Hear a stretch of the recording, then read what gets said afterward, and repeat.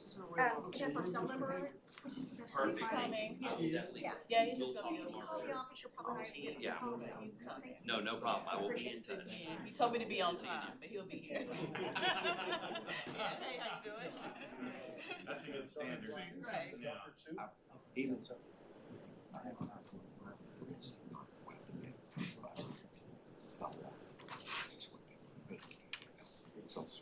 I appreciate the opportunity, but whatever you decide, you decide. Sorry. Yeah.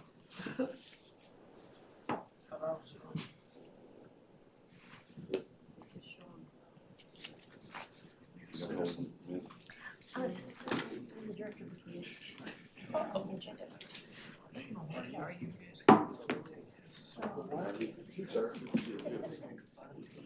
It's funding again, that was a while ago.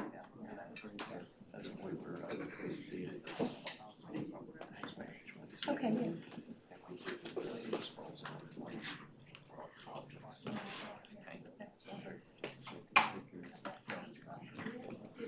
Yeah.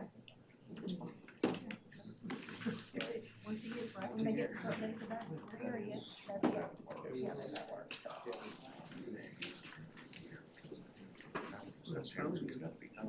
Right, oh, yeah. It's crazy. I started it. Oh, okay.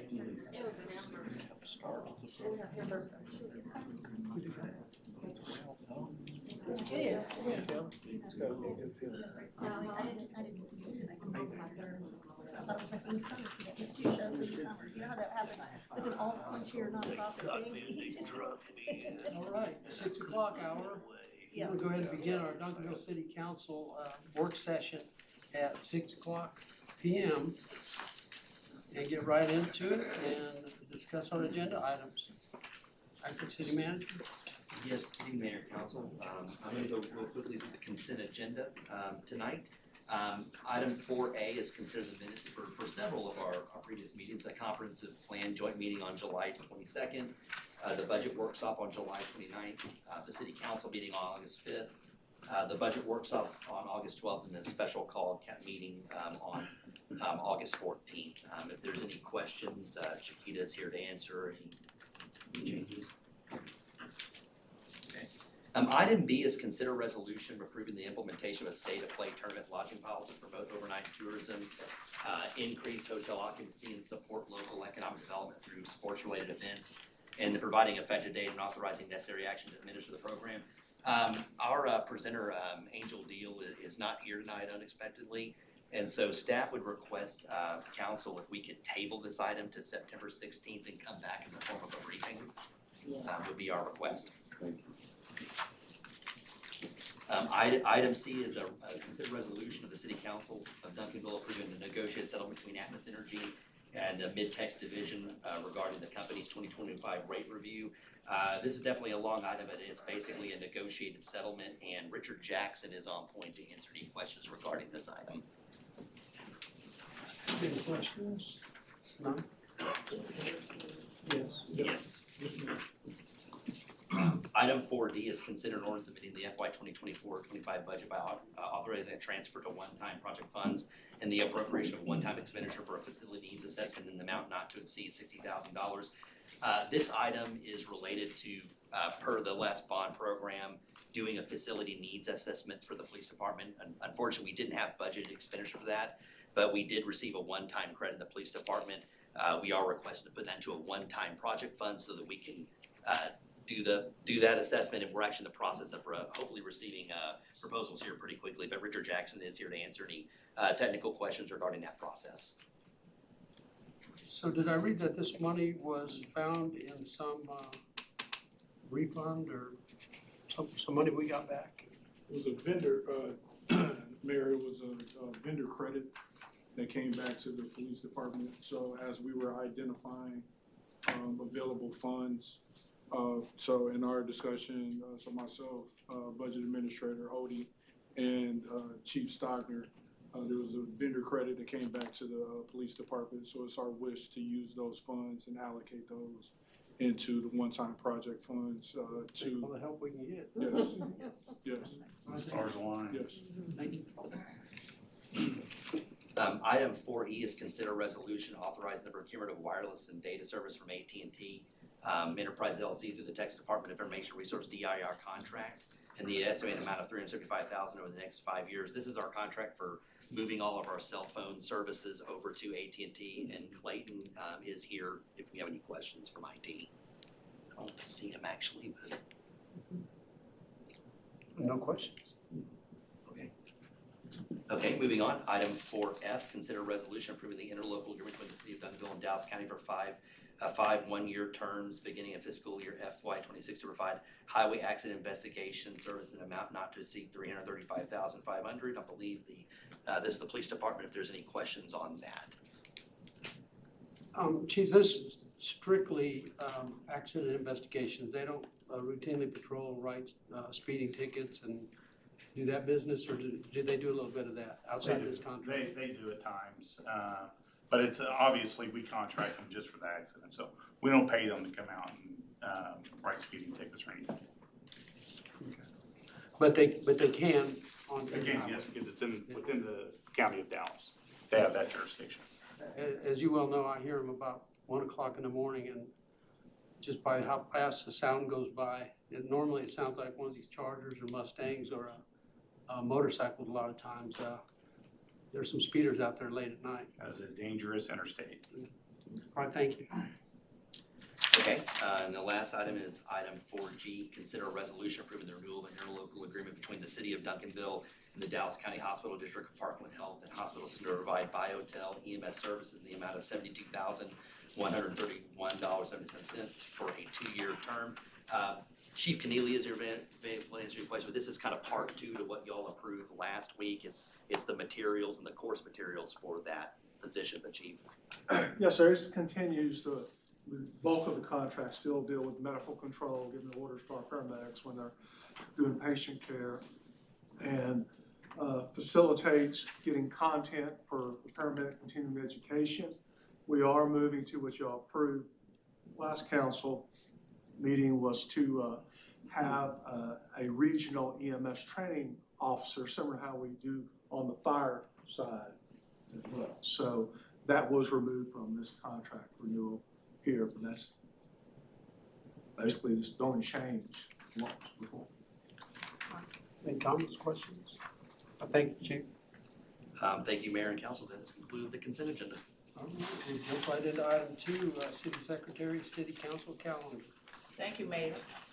This week we have the Multicultural Commission has a meeting on the 4th at 6 p.m. The Friends and Family Book Sale is the 5th and 6th at the library.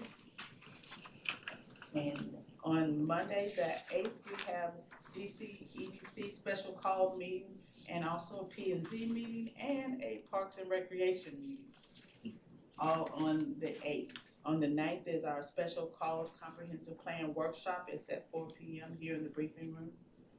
And Hutchins City Hall is having their ribbon cutting. If anyone is interested in attending, please let me know so that I can let them know, because they've reached out to us.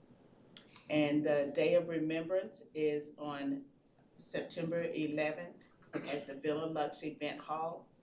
And if you want to attend that, just let me know and I will add you to that. The city does have tables for that.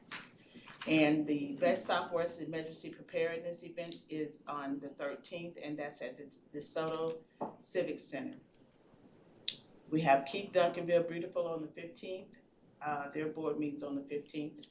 And on the 19th is the Local Government Hispanic Network Membership Drive, which is 9 to 4 at the Hilton Garden Inn.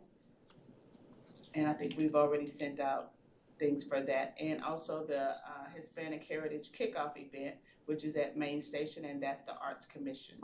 And Hispanic Heritage Fest is the 20th at Armstrong Park.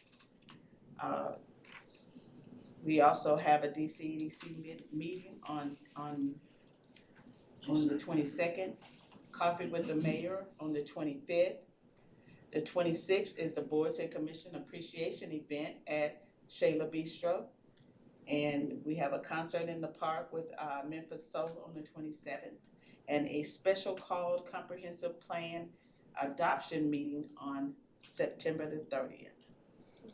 And Pardon me, did I miss the 21st? Yes, the 21st is the jazz performance, but that's the Arts Commission. And that's at the Senior Center. Thank you. Did we come up with a finalized date for the third round of interviews? No, we have not. You see, this calendar's kind of full, so we didn't. Hadn't we, Like I'm considering the fourth. 4th, yeah, Yeah, but, we'll either, not yet. next week is full. So, the other one we have is the 18th is available. It looks like, Okay. You'll send us. or an the email. 15th or the 18th, and I'll send an email out. So just give everyone an opportunity to check your calendars. And Mayor, I'd still like to add that Duncanville should be happy the Methodist Church is hosting Hector Guzman on Sunday, September 7th at either 4:30 p.m.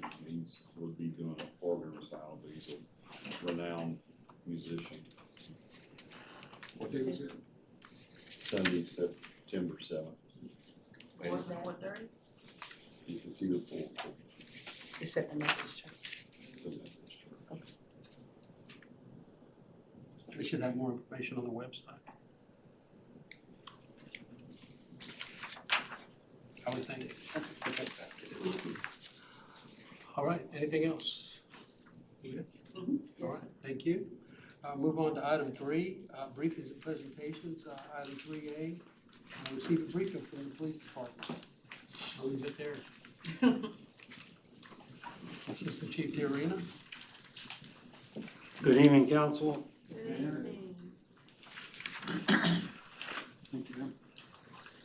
I'm before you tonight to provide you with a presentation on the police department's proposal to purchase and issue department-issued firearms. So historically, when a new officer is hired, they're received a $500 stipend to purchase a firearm of their choice from an approved list within our policy. They're then giving a $500 stipend every 5 years for firearms maintenance and replacement if needed. With the purchase of department-issued firearms, that will ensure uniformity and continuity of operations within the police department for both our officers and newly hired officers. According to federal equitable sharing funds will be used to supplement already budgeted funds for this. According to Department of Justice and Department of Treasury, the purchase of firearms and firearm-related equipment is permissible use for these funds.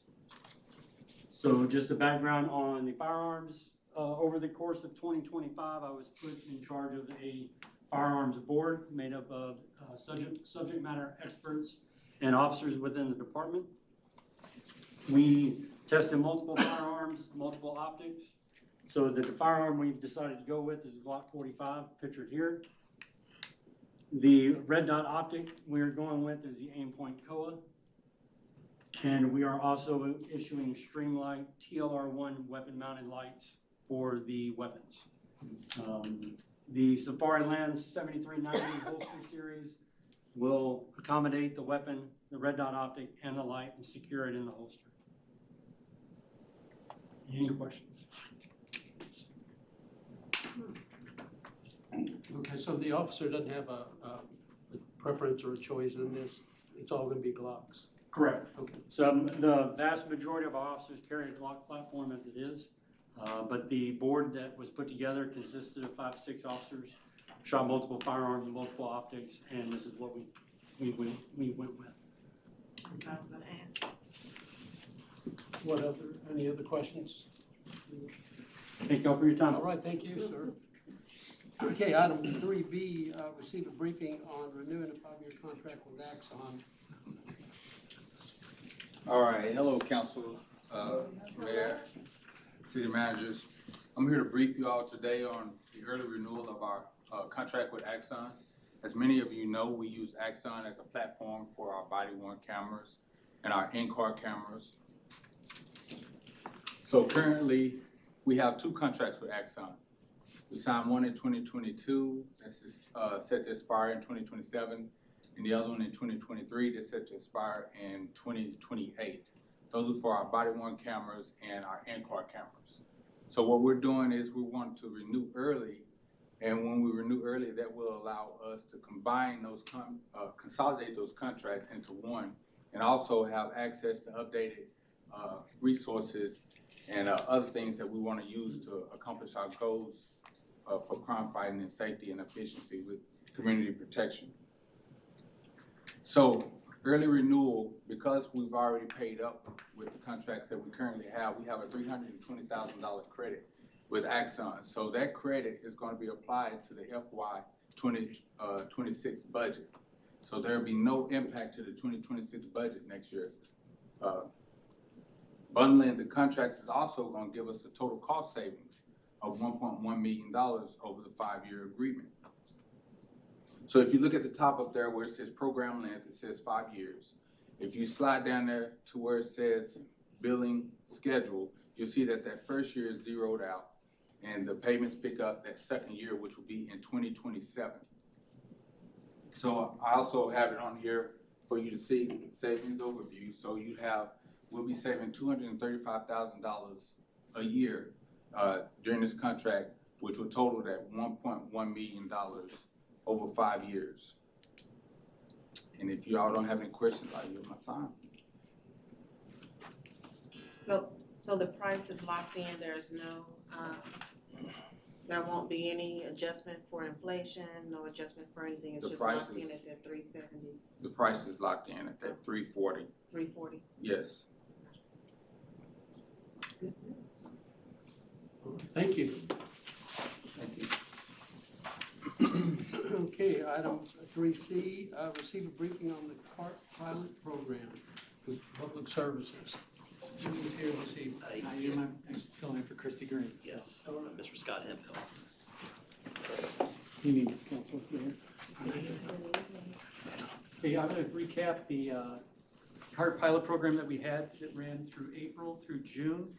We had a 90-day trial where we implemented carts in 3 different areas of the city. Rough home size was 100 to 120 for those different zones. Recapping average amount of trash that those zones had per home, and then the change from the Monday to Thursday for the twice a week service. And on average, you can see it's typical amongst the Metroplex where usually around 40 to 45 pounds per home is quite average. Here's area 2, and that, again, you can see some of the change as well as a significant decrease in June. And in area 3, same trend as the other through June. Bringing that down. At the conclusion of that, we sent out a survey to those residents and asked them to give us feedback on how that rollout program, how they would rate the communication. And you can see close to 90% that were satisfied or very satisfied on the communication process. And the clarity of the cart placement instructions, I think we did, from the feedback that we received, a fairly decent job with the communication and what was going to happen. They're satisfied with the cart size. Again, there were some questions on this cart size, whether it be 65 or 95 gallon carts, but for the most part, everybody's satisfied with the 95 gallon. Let me stop you on that one. Sure.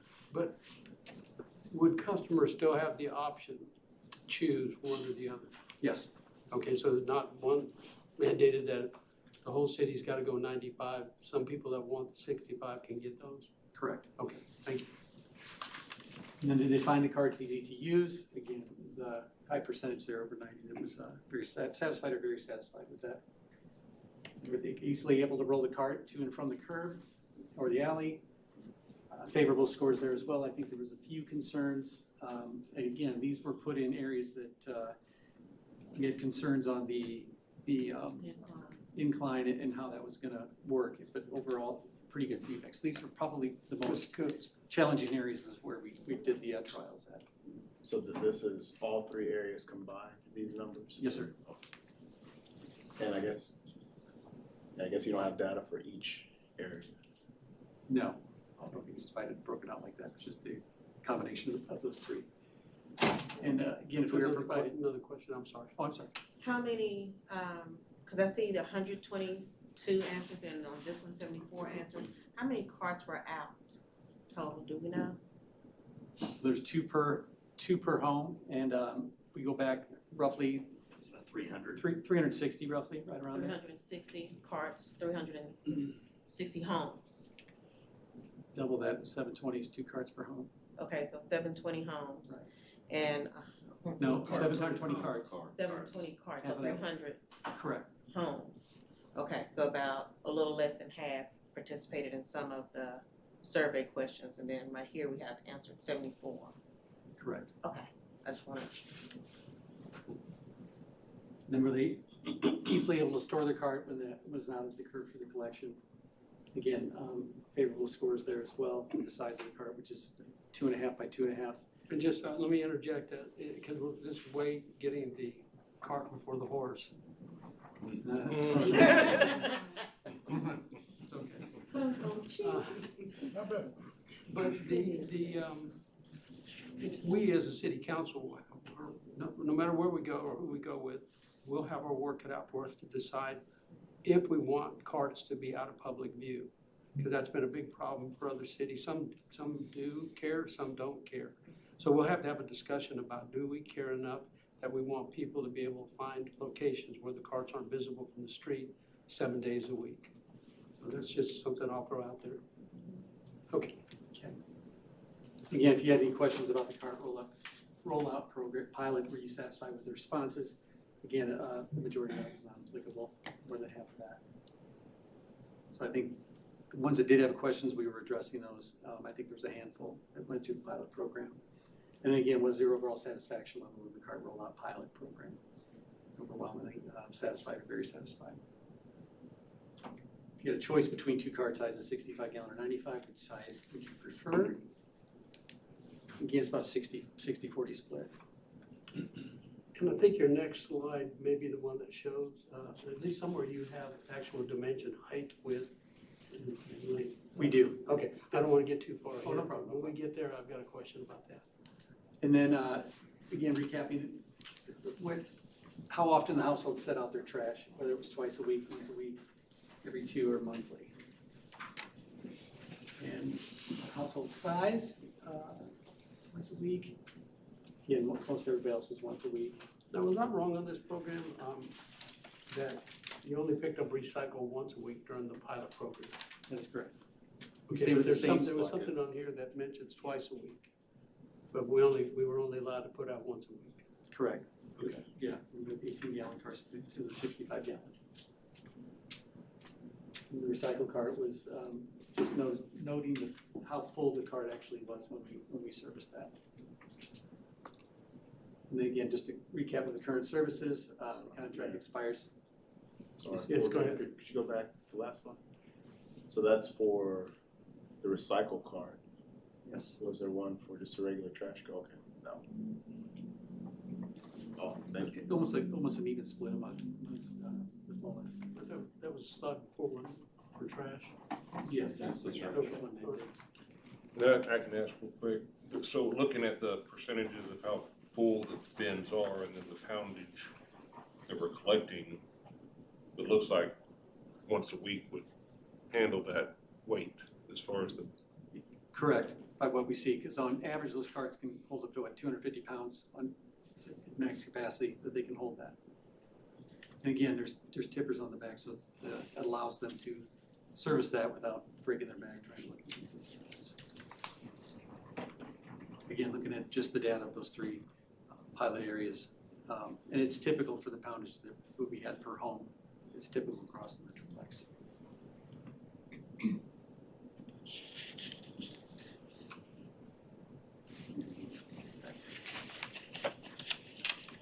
Going over our current contract, the expiration date is September of next year. Again, right now we're at manual collection bags twice a week, and recyclings once per week, 18 gallons, and then 20 cubic yards, 10 cubic yards twice a month, so 20 total. Then door-side service for qualified residents, which the city communicates that as far as what the requirements are on door-side service. And then again, Were there any on the survey that were part of the door side service? there was, yes. Is there an approximate percentage? I think it was less than 10 or 15% tops.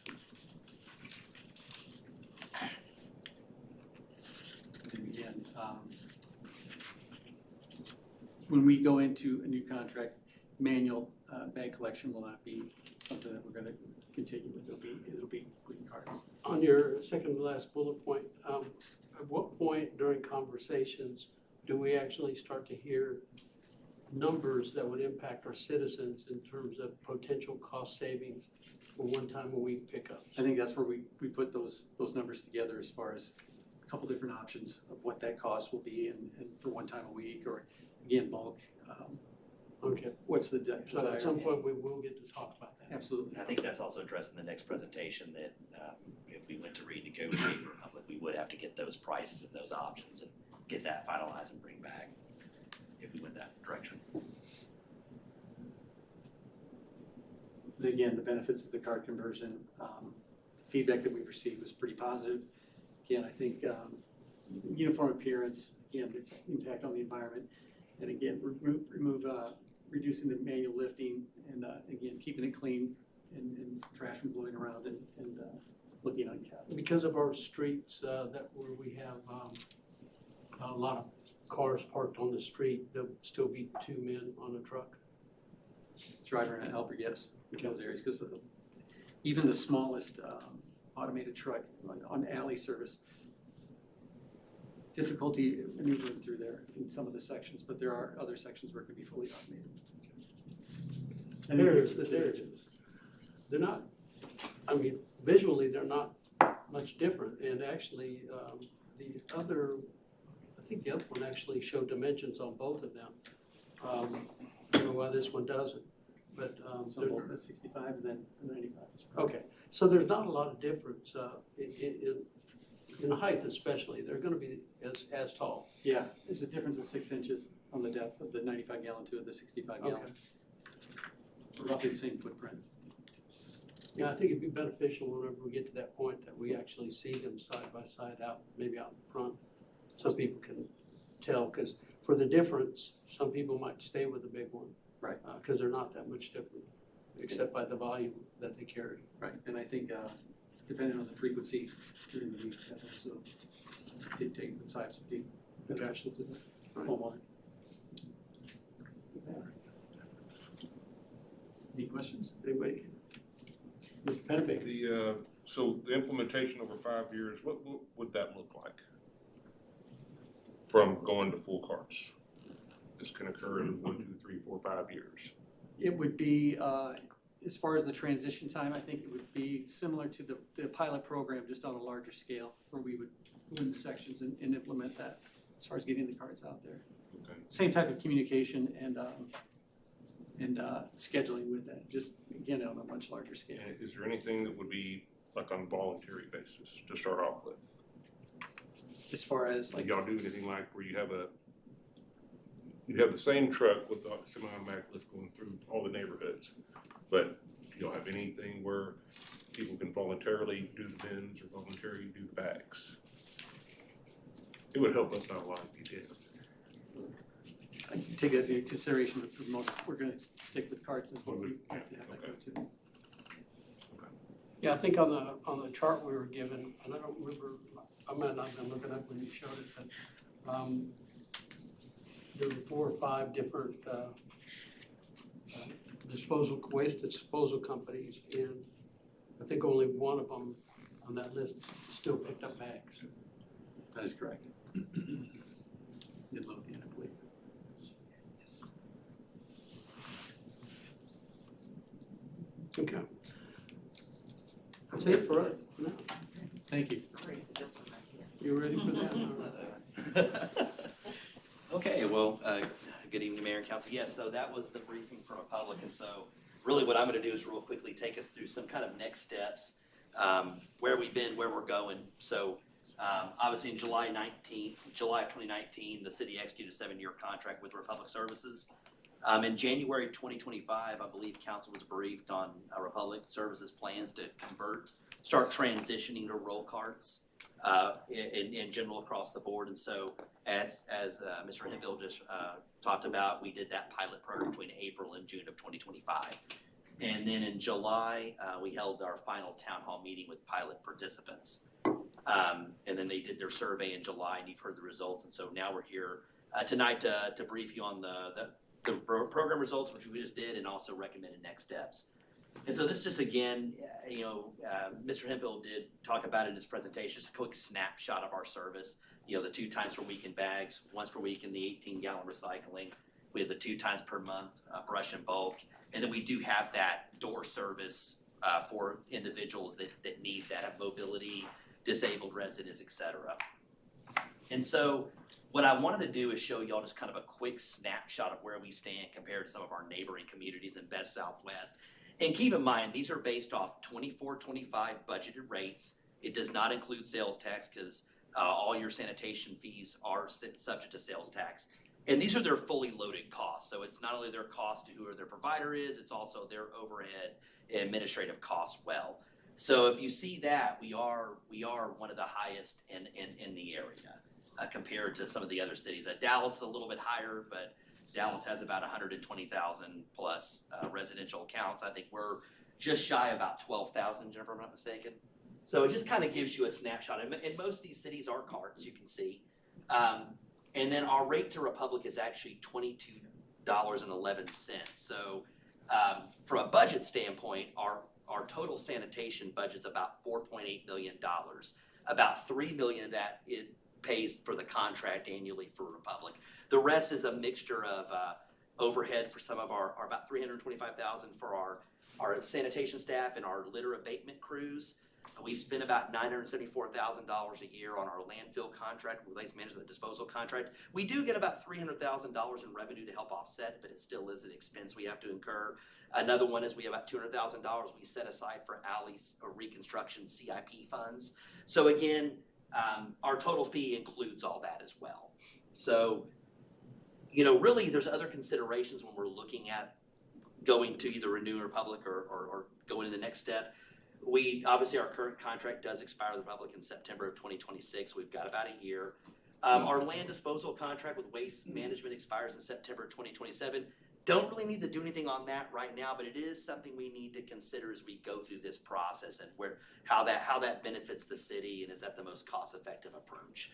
I think we also need to kind of look at our rate calculation, overall internal cost of service. Are we capturing everything? Are we efficient, effective in that fund? Mayor kind of mentioned earlier, we need to kind of look at our ordinance. Does it cover everything? If we were go to carts, do we have all the proper protocols and procedures in place?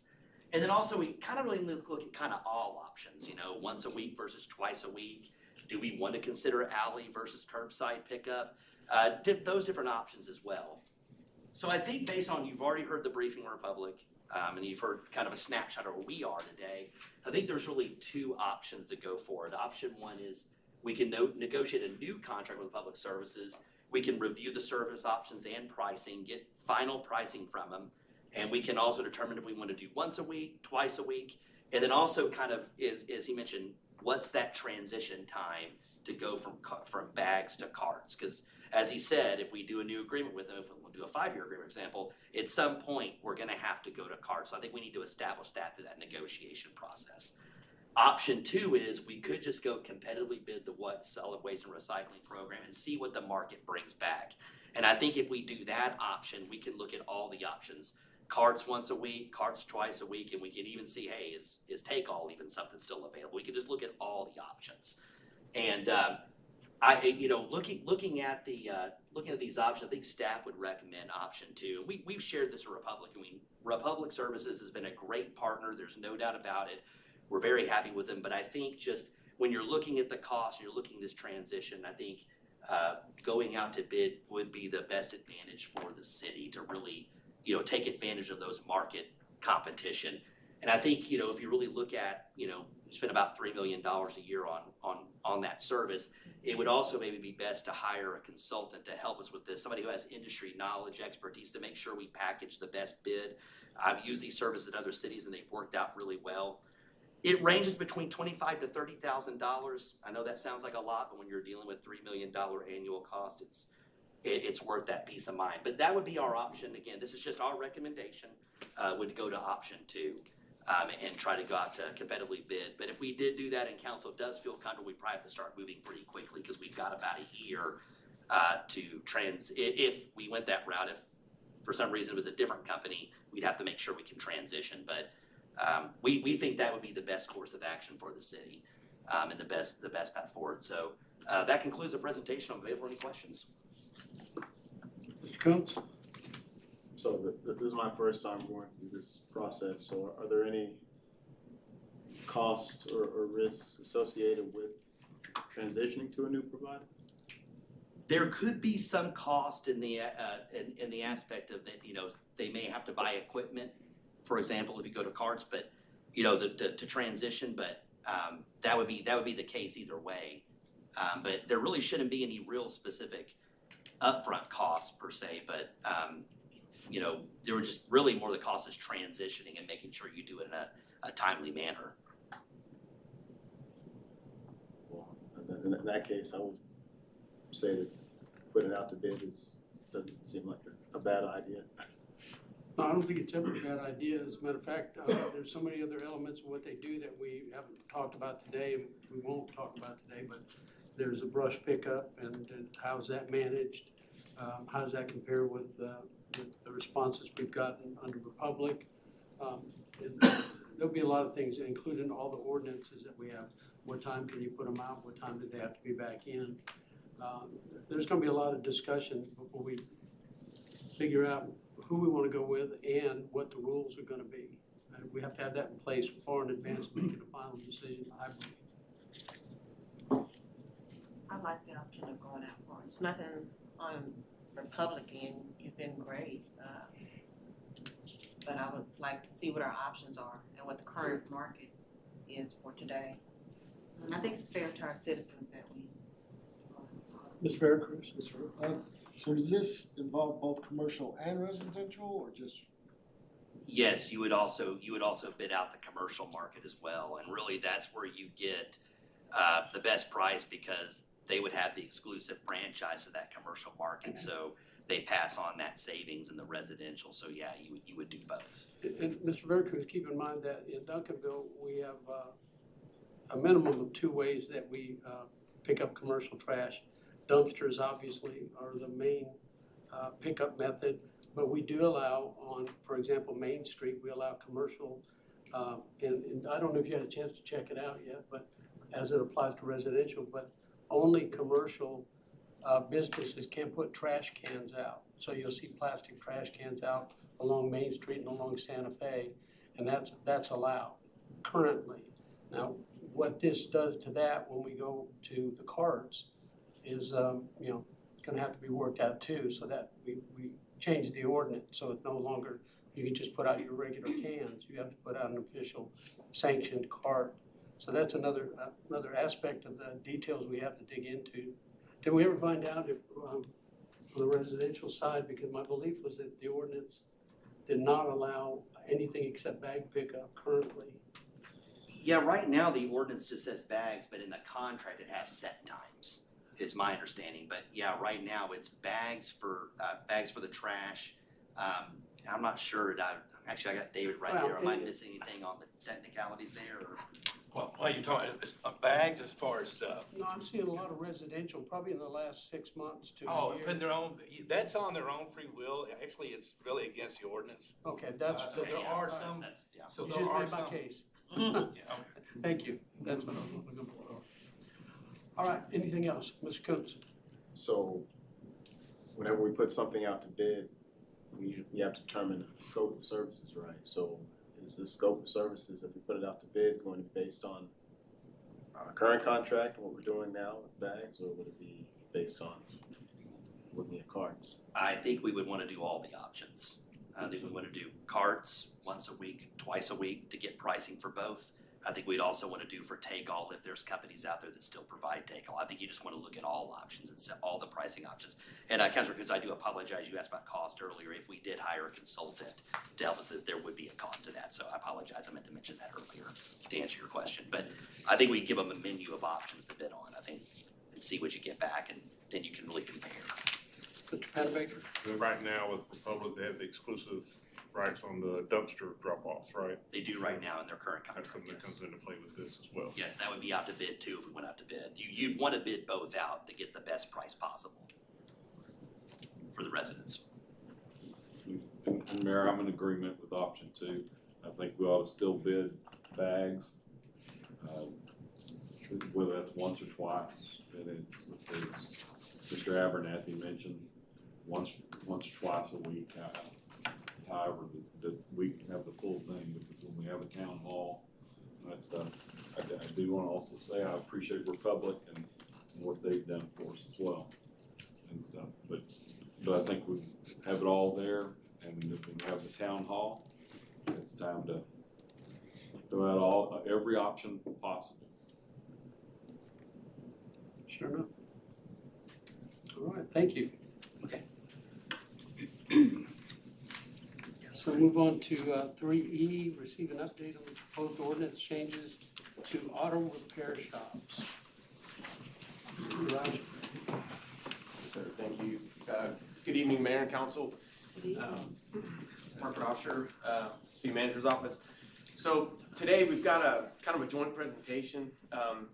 You know, over the last 90 days at least, and I know this issue goes back even further, but you know, a few of us here have been here only about 3 or 4 months, and the auto repair businesses has been something that we've heard a lot about. You know, just kind of the operation of them, the way that they're set up, you know, the lack of screening and control measures and so forth. And as you know, we do have a comprehensive plan that's in the final stages of hopefully getting adopted, and then that'll ultimately lead into a total rewrite of our zoning code. And ideally, you would address a lot of these issues through that comprehensive zoning rewrite. However, we know that's a 12 to 18 month process, and we don't really have time to wait through that. So beginning earlier this summer, a group of staff from neighborhood services and planning, for example, have began working on some proposed ordinance changes that we could actually bring forward a lot quicker to begin to address some of the issues that we've been hearing a lot about over the last few months. And so today what we wanted to do is share these concepts and with you and kind of get your feedback, and then ultimately we would come back later this fall with actual ordinance changes to put all this in place that you hear about today. So with that, I'm going to turn it over to Vic Pizarro with Neighborhood Services to walk us through the presentation, and Ms. LaShayla Jones will also be here as well. Good evening, Council. Again, Victor Pizarro, Neighborhood Services Superintendent. So we are going to go through quite a few ordinances that were being revised, so kind of get your update at the end of all of this, as Mark stated. The first one that we're going to start with is going to be the automotive repair. The purpose is to prevent junk and inoperable vehicle storage. That's number one. Number two, to protect the public and health safety, and also maintain community standards. Now, the key changes are going to be licensing records. So I know there was some issues with the audit part of it, so there will be no routine audits. Now, we would be asking for the records to be kept for 1 year and also be available to be provided to us upon the city request. Also, for customer notice, we will be asking them to post a customer rights sign at the business, visible. So that way, all the customers, anybody that's going into their business, understand their rights when they're there. Also, we added. Excuse me, is that a state issued document? Yeah, I believe so, yes, Okay. sir. All right. Junk vehicle and storage control, something new, which will limit outdoor inoperable vehicles. They have to be screened or enclosed. And also, after 30 days, there would be a junk vehicle at that time too. Clarified exceptions will be fluid-only businesses, and also fleet operation businesses will remain exempt from this. The enforcement streamline will be complaint-driven. Visible violations only, citations, and also up to abatement of those violations. The benefits will be, it will target real problems like junk vehicles and public view issues. Also eases the staff workload. I know that was a problem before. Reduces burden on compliant businesses, and also aligns with the best practices from other peer cities. So that's our first one. Our next one will be salvage and reclamation ordinance. which is, the purpose is to regulate salvage and reclamation activity, prevent uncontrolled vehicle and scrap storage, also to protect neighborhoods and zoning integrity, reduce staff workload from routine audits. So we, again, kind of keeping away from the audits that we were having issues before.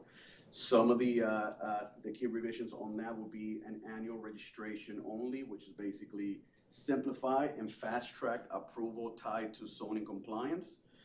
Zoning protections, we will be looking to have no facilities within 500 feet of residential or multi-unit zones. Vehicle storage limits, we would like to add a max of 4 inoperable vehicles outside with a 15-day max in public view. Okay? Adding to that, all vehicles and parts must be screened or enclosed from view. Prohibited practices will be no open scrap storage or unregistered operations. Record keeping, kind of keeping the same with the other ordinances. We'll keep them for 1 year. And also, again, to be provided to the city upon request. Simplified the enforcement, same thing. Violations going to be addressed via notices, fines, abatements, and also we could revoke their registration as well. Benefits, yes. We go back to real quick, vehicle storage limits. Yes. Given the shortage of manpower, we've got enough to do code enforcement, but this is very demanding on whoever's managing this and whatever individual inspectors. This is very time consuming to monitor all this, take action, follow the records, go to court, do all of that. And on vehicle storage, if you do an overhead view, and we were talking about this afternoon, if you do an overhead view of, let's say, Redbird Lane and Woodhaven, you will see already existing a number of lots that have literally hundreds of cars that have been there for 10, 15, 20 years. And does this take into consideration taking action against those lots, even though they're screened? They're refuge for anywhere from homeless to animals, feral cats, anything that goes on out there. Will we have a plan to address those, to start to break those down and get rid of them? Because we have one coming up tonight for a review for a repair shop. And oftentimes, those abandoned vehicles are leftovers from repair shops. They work on them, nobody comes back, they push them out in the back. So we don't have to address that right now, but I just want to make sure that at some point we address it and have a discussion about how we're going to attack that problem. I know we have some public view problems right now with the ones that are on Main Street and are more visible that we want to address first. But at some point we got to get them all, and I know that's no small task. So it is something that I want to have future discussions about, identifying those locations, because on that vehicle storage limits, just because they're behind a chain link fence, they create absolute blight. And again, on any given day, you could go find 10 of them like that, and you'd be amazed at just how bad they are. Google Earth them, and you'll see. I'm sorry to interrupt. No, you are correct, Mayor. It is going to be an uphill battle for sure. And again, so with this, just to finish the slide off, the benefits to the city would be to maintain strong zoning and nuisance controls, eliminate labor-intensive audits, ensure enforcement is visible, targeted, and complaint-driven, and as well as balances regulatory goals with reduced administration burden. So that's for salvage and reclamation. Again, at the end of all this, what we want is some direction from council, which this is just some proposed things that we're thinking, just to kind of simplify some of the ordinances that were presented to you before. Parking on unimproved surfaces. Question. Yes. I heard something complaint driven. Yes. So you will be proactive, not just Of dependent course. upon No, of complaint course. driven. Okay. Yes, Council. Yes, would you please describe what, when you say labor-intensive audits, the steps that you have to go through to do audits? Yeah, if it came down to doing audits, then it would be something where we're going into these businesses and looking through records to see and matching those records so their vehicles are on site. That's what would be pretty labor intensive when some of these businesses have just driving around and looking at them just from public right away, you're seeing 30 vehicles on the front. And if you look at, as the mayor pointed out, some of the Google Earth type of pictures, you can see 40 in the back of it too. So I mean, at that point, you're looking at some of these businesses, not all of them obviously, but some of them where you're looking 50 to 70 cars. And if you're doing audits like that, So per- what would consist of the audit though? what will consist of it? It will be us going in there, looking through all their vehicles, taking pictures of all their vehicles, getting. You're looking for expired registrations, you're looking for just cars that can't move. We'll be looking for junk vehicles, inoperable vehicles that are wrecked, that haven't been worked on, that are sitting outside, that have flat tires, things along those lines. That's what we'll be looking for whenever we're doing those kind of audits. What you're also gonna find when you're there is you're gonna find that they're scrapping cars, which is absolutely illegal. But they're taking parts off of cars and selling them or using them on other vehicles they're building back. A lot of that goes on. And then you've got a number of vehicles that are there because whoever was getting it repaired never paid for it. And it's a real burden on the repair shop to go to Austin and do the paperwork. And I don't know if it's been streamlined, but it's a lot of paperwork to go there and take over title based on an old bill that you have where nobody came back and picked up the car. In most cases, they feel like it's hardly worth the effort. They'd rather just store it and scrap it than to go to Austin on every car that they have that falls under that rule that allows you to take over ownership and sell the vehicle. And I'm assuming with the audits, it's something we could contract out also. It will be something up to Okay, council awesome. that we can definitely look into, yes. It's a good idea. Parking on improved surfaces. This one is gonna be pretty simple. The purpose is to preserve the community standards and property values, prevent drainage issues and neighborhood blight, that's the biggest thing. Ensure parking is orderly and visually appropriate. Some of the key standards to all this is no parking or storage on unimproved surfaces. Also for commercial, industrial properties, all parking must be on improved surfaces. For residential, parking is limited to driveways, garages, or approved areas with a temporary exception of 72 hours for emergencies, deliveries, or active construction. No vacant and occupied lots, no vehicle storage on unimproved ground. This is gonna apply to all zoning districts, all vehicles, and the benefit to all of this is clear, visible enforcement criteria, supports neighborhood quality and drainage protection. No ongoing audits or complex administrative oversight when it comes to this one. Yes, sir. So on this slide, it doesn't have a key revisions point because this is already in our current ordinance, right? That is correct. So we're just talking about actual enforcement now. No, what we're talking about is more than anything else. Number one, yes, enforcement is part of it, but really having it more for commercial properties.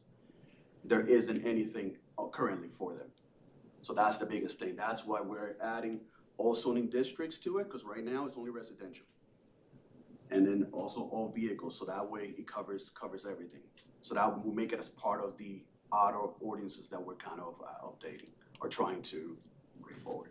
And then for all zoning districts, because there are some large lot zoning districts where it's not required, right? That is correct. So would it apply to those? It would apply to everything, basically.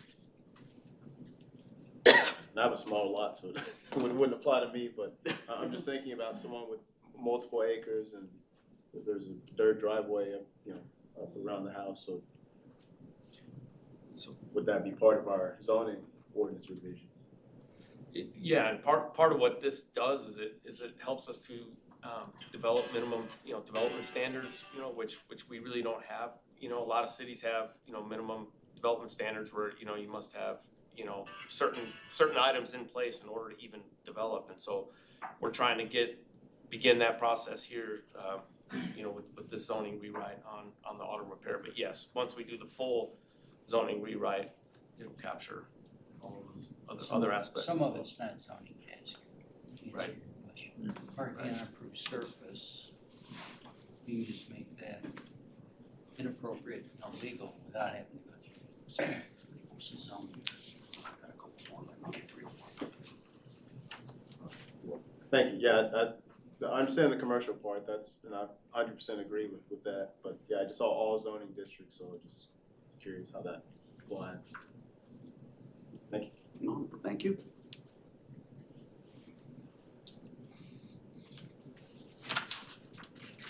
Raising the standards. So this will be for, we'll be moving beyond grandfathering and minimum compliance. The purpose is to phase out grandfather clause protections for substandard sites. Require all automotive shops to meet minimum code and or ordinance standards. The key elements to this will be proper screening like fences, landscaping, and buffering, enclosed repair and storage areas. Clean, paved, and striped parking surfaces, compliance with building maintenance and signage codes. The benefits to the city on this will be to elevate visual quality of corridors, also create fairness among businesses, protect property values, and attract reinvestment. Also promote safe, sustainable, and community-friendly commercial areas. Under proper screening fences, will there be specific fences that are allowed to be used? And like chain link fence really doesn't, you still see it, it's still visible. So will we have specifications as it relates to screening? Hi. So, yes and no. Currently, we don't have anything that keeps gates and things like that from them being able to have them. But part of what we're trying to do is create a minimum standard. And so with the minimum standard, then we can decide if we even want to allow that on our main roads in specific. And I know a little bit further on, we'll talk about some of the tools that we would like to use in order to be able to get some of those fencing and like the gates where it may be a business, but you have gates versus the actual fencing to act as a full screening. And sometimes I know it's been, people don't like necessarily the opaque because you can't see through it from a safety stance. And so kind of finding out what our minimum standards are for one, and then being able to move forward with, coming through with some of these plans in order to have the minimum standard. Because right now we don't have anything to say, no, you can't have it on these certain streets or these certain corridors. So that is one of the things we want to update. As commercial properties, there was an ordinance at one time, it could have very well changed, that did allow chain link fences with metal slats or vinyl slats for screening. That isn't always the most attractive thing for the main corridors. You may not want to have that requirement, but have a more decorative type of fencing on main corridors.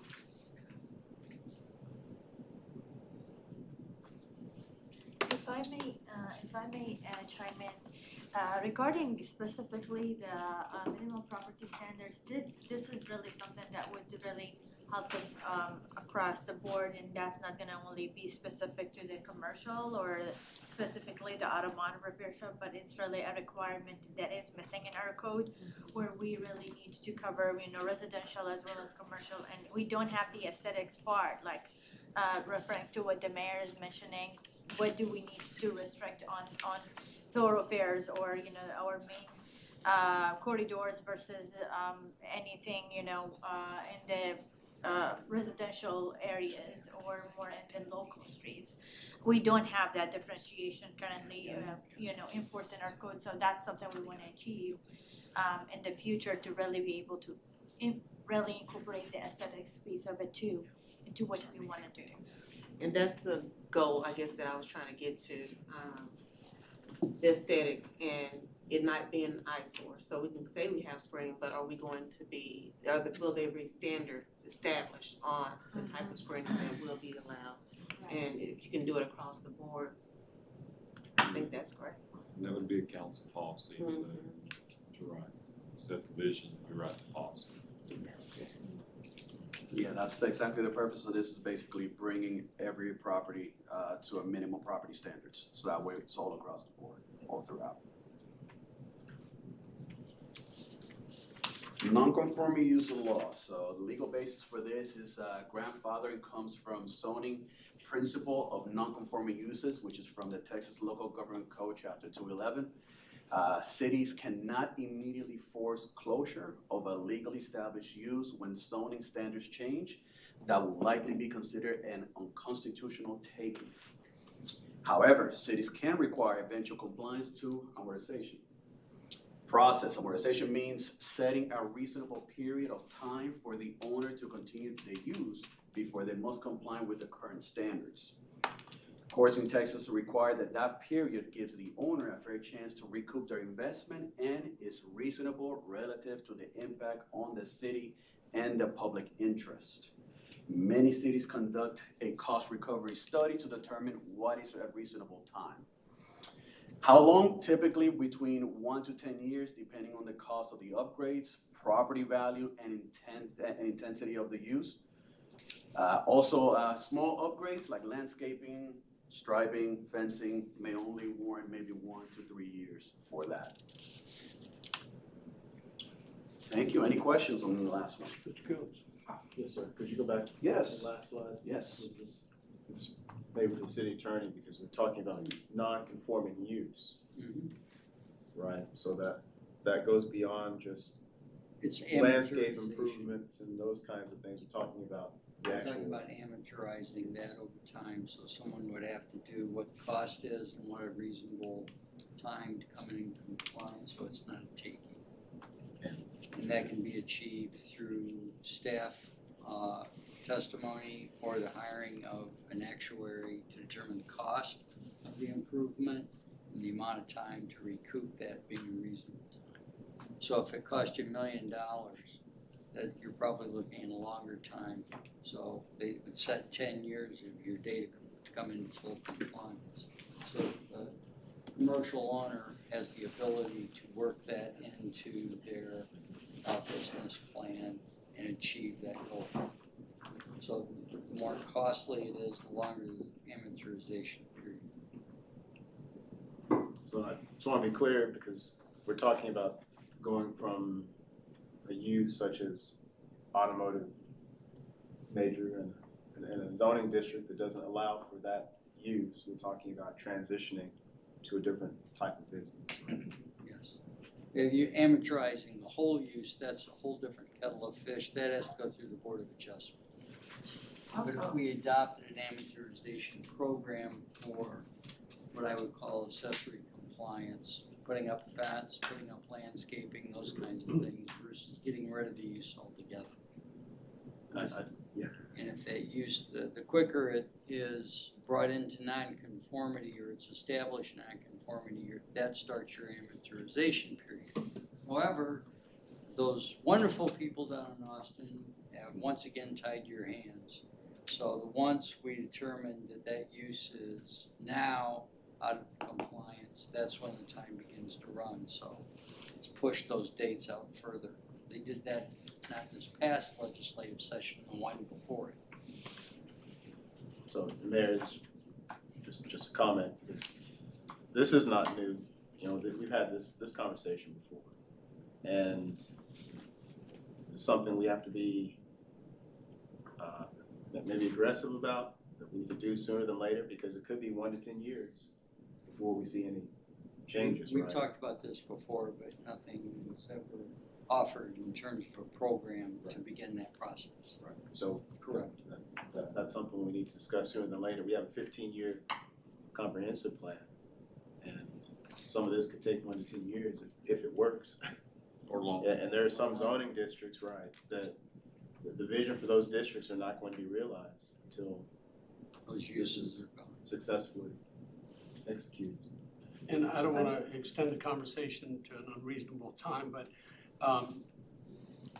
each one of these business owners has the right to sell that business as an auto repair shop tomorrow. And we can't stop them from doing it. There is a tacking of time. So if you adopted a 10-year amortization, the fact that somebody else sells it to somebody else doesn't start over again. And another thing too, the ordinance, it already allows for amortization with non-conforming uses already. It's already written in, unlike a lot of cities that don't have it. So that's another thing, because it will leave it up to council to be able to do case by case, or just to decide, or even a grouping to decide if that's something that you would want to move forward with based off of them not meeting and getting up to the minimum standards which you're trying to do anyway. So Anything else? I'm just excited about it. Thank y'all very much. And like the mayor said, that area, I was looking at today, there's at least 10 properties there. They're probably out of code right now anyway, let alone having hundreds of cars on them. Yeah, a lot of man hours and people hours and follow-up time when you try to clean these things up. It's overwhelming. Like Mr. Coon said, let's full speed ahead. I think too, kind of piggybacking off of what you had mentioned about the lots with multiple cars and things on there, I think in using these different tools, it would allow for, if nothing else, you have to be on a surface, yeah. So that would automatically take off some of these things. And so Yeah, just getting those- you're right. Most of them are just pushed back onto dirt lots in the back. That's correct. I'll give you an example later. We'll talk about it. Anything else? Real quick, so I know this is about code, so when do we get the police in here to talk about on-street barking and barking in the city right away? Because I know that's not something y'all deal with, right? And so, but this is also connected to some of the same issues, same businesses. I think what we do is we look at this overall need for all of this to be done. And not that we package it together, but we package the concept together of what it's gonna take to get our streets cleaned up, which is gonna be on the police side, and our private lots cleaned up, which is gonna be on code enforcement side and maybe some others. So that'll be probably a discussion we should have to look at the strategy overall. Because we're not gonna do this overnight, that's for sure. The resources just aren't there. And the follow-up, ticket writing, court, towing vehicles, getting orders, it's one lot can wear our resources out. So we have to think of what the strategy would be and how long what that looks like in terms of how much time it's gonna take. That is something we should probably plan on having a discussion on in the near future. The strategy between the departments. Thank you very much, well done, appreciate it. Thank you. Now, Mr. Pennebaker excited. Yeah. Okay, so we have no executive session. And that would take us into, It's nice. we're gonna leave our work session at 7:05 and move on into our regular session. So take care of your business and let's meet in there if we can in about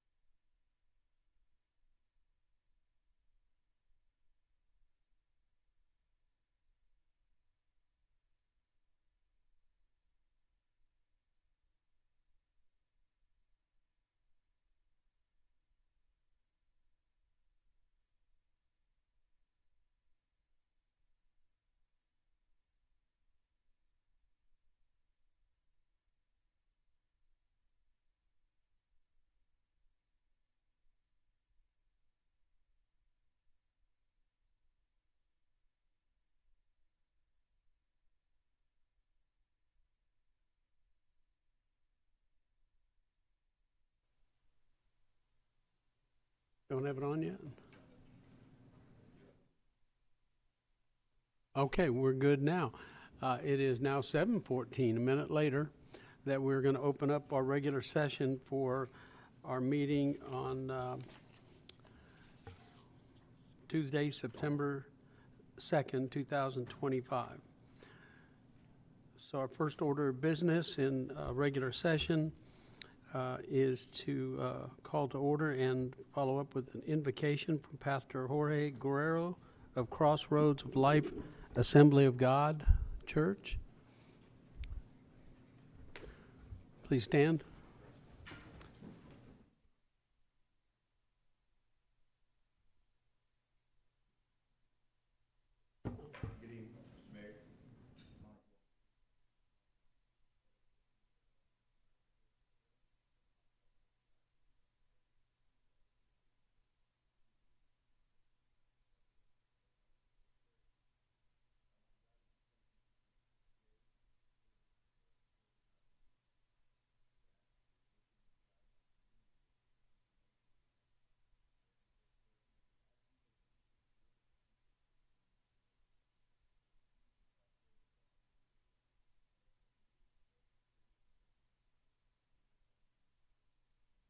Amen. Thank you, sir. All right, please join us in our pledges to the flags. I pledge allegiance to the United States of America and to the republic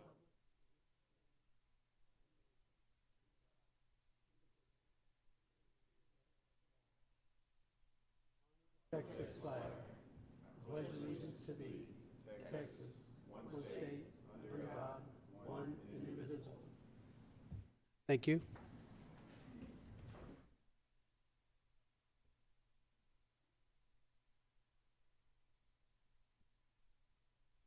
Okay, first item of business is item 1, reports. I'll start out with the mayor's report. I'll be brief. I just want to remind those that may have heard or may not have heard that a notice was sent out after our August 28th meeting, at which time the Duncanville City Council accepted the resignation of Douglas Finch, who served as city manager since January 8th, 2024. Mr. Finch's resignation was due to personal and family reasons, and in keeping with his wishes, no further comments will be offered at this time. Following the action, the City Council voted to extend the appointment of Richard B. Anthony as interim city manager. As interim city manager, Mr. Abernethy will continue serving as the city's chief executive officer appointed by the City Council to manage all city operations. He will serve in the capacity while the City Council begins the process of identifying and selecting a permanent city manager. With that, I will move on to the individual council member reports. Councilman McBurnett. Thank you, Mayor. Welcome. Glad you're here this evening.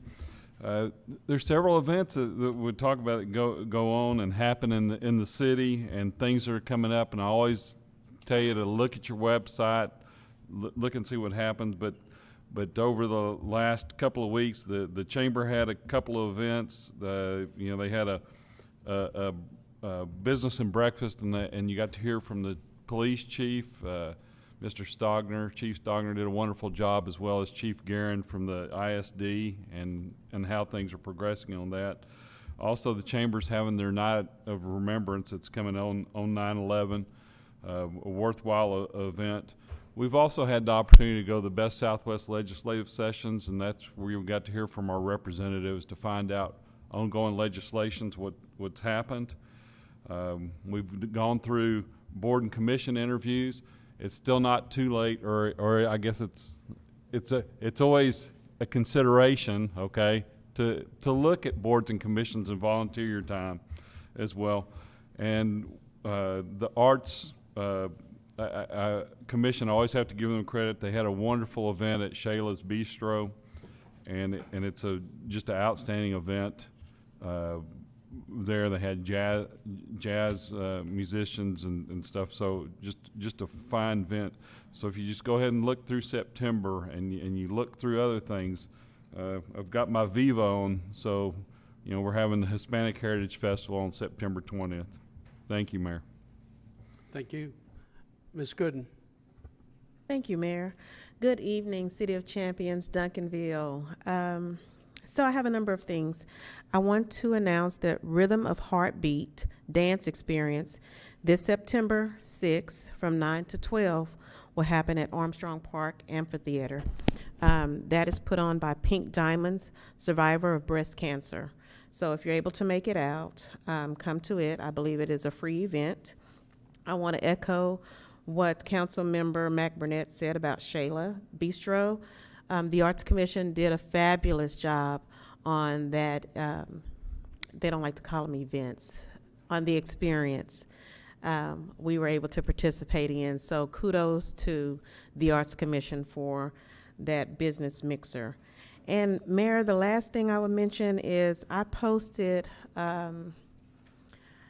an item or an update, I will call it an update, that I didn't know I was going to start this great debate on to trash or not to trash for Labor Day. So normally I get a lot of phone calls right before the holiday citizens asking if the trash will run. So I thought I'd get a jump on it and ask Republic myself, reach out to them and ask, are you running tomorrow, which would have been Labor Day yesterday? And she said, yes, we'll be running. So I posted, trash will be running. So many citizens jumped in and said, no, it will not. It doesn't say that it's going to be running and da-da-da. So, of course, I start second guessing myself, like, is this true or not? So I reached back out to Republic again. She confirms, yes. So I was nervous, probably didn't sleep the night because now I want to know, sitting up waiting on the Republic truck to come through. And when it finally came through, I posted that it did come through and the trash ran. So I don't know if that's something we should probably update or find out if that's one of the days that they don't normally run. But it was a great debate. I didn't know I was starting, but I stepped in it. Well, Ms. Gooden, you you. did, because the website clearly posted that of all the days that they don't pick up, they do not pick up on Labor Day. So I saw them driving up. They looked awful lonely driving up and down my street. And I don't imagine those trucks weighed very much at the end of the day because nobody put their trash out. So that's something we do need to work on. And with that, thank you, Mayor. Oh, you're just waiting for your turn. All right. Anything else? That's it. Okay, Mr. Veracruz. Thank you, Mayor. Just a reminder that what Mr. Mac Burnett mentioned earlier today, that Methodist Church next to City View Tacos is hosting Mr. Hector Guzman, an organist, at 4:30 on Sunday, the 7th of September. Free concert. And then one more thing. This weekend in downtown Dallas, in remembrance of 9/11, there's an event. It's called the 9/11 Stair Climb, where firefighters from all over, sometimes the nation, come and climb those stairs. And it's a big celebration. They have bagpipers out there.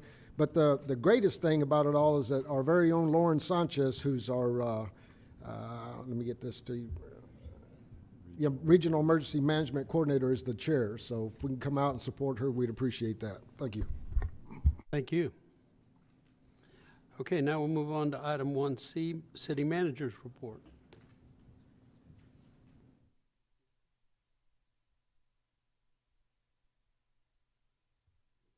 Yes, good evening, Mayor and Council. For the report tonight, we do have a couple of items. We do have the one-day conference on September 19th as part of the Hispanic Heritage Fest weekend.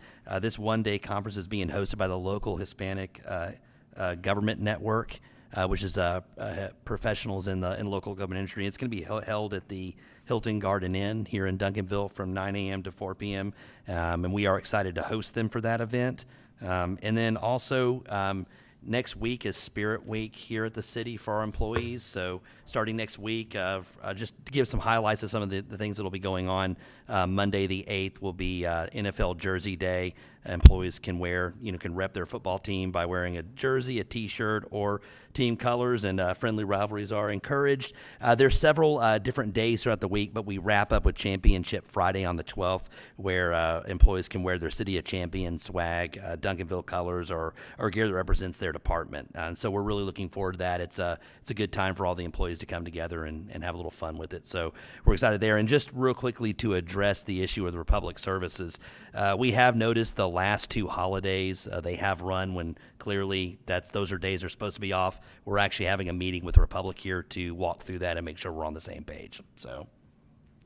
Okay, and I'm going to slide back in because your comments here about the Spirit Week reminds me that in my opening statements, I want to remind everyone that in challenging times, and having worked for the city for going on as an elected official and employee for 35 years, a lot of things happen.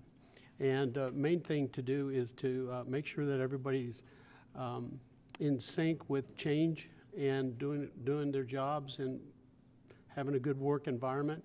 And I can assure you that under the leadership of Mr. Abernathy and Mr. Rauscher and the directors and all the employees, not only are they have been continuing during this time to have done a fabulous job and keep our energy moving in a positive direction, this council fully supports Mr. Rauscher and Mr. Abernathy and all the chiefs and directors and especially the employees because they've kept at it. And we've got a lot of good events. We've got got the comprehensive plan coming up. So many good things going on, and we haven't seemed to miss a lick. So they're hanging in there. So I want to thank everybody and assure you that the council's pulling to do everything we can to keep things rolling. Thank you.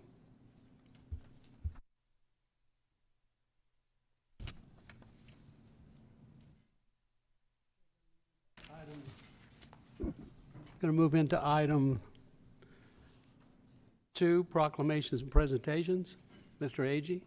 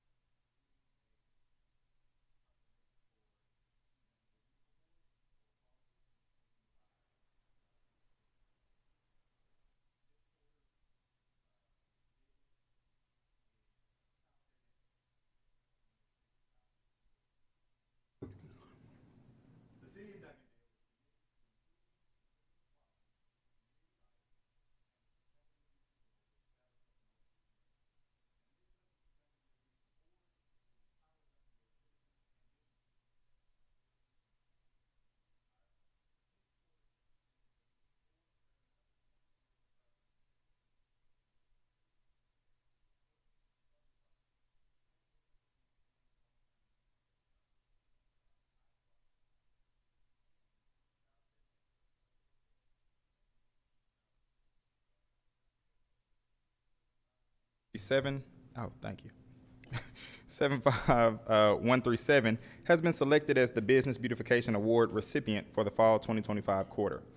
On behalf of Greg Contreras, Mayor of the City of Duncanville, Texas, we do hereby urge all residents to join me in congratulating Child Care Network, located at 703 South Cedar Ridge Drive, and commending this business for contributing to the beautification of our city. I dropped in and met with their staff today. They weren't able to be here this afternoon, but I will drop off their plaque and proclamation, as well as a decal for their business. Oh. Move on? Yes, I'm sorry. Item 2B. Thank you, sir. Next up, we have the Keep Duncanville Beautiful's Fall 2025 Curb Appeal winners. I don't think I have any board members here with me tonight, but we did reach out and make contact with some of the homeowners. And if you are being recognized tonight, please come up and join me as I read your property name off. From District 1, we have Angela Holly from 1018 Quail Run. This was District 1. From District 2, we have Christian Velasquez, 1443 Birdwood Circle. From District 3, we have Anna Moore, 722 South Forest Lane. From District 4, we have Jim Gonzalez, 406 Softwood. And last, we have District 5, Vicky Molman, 515 Frank Kiesler Boulevard.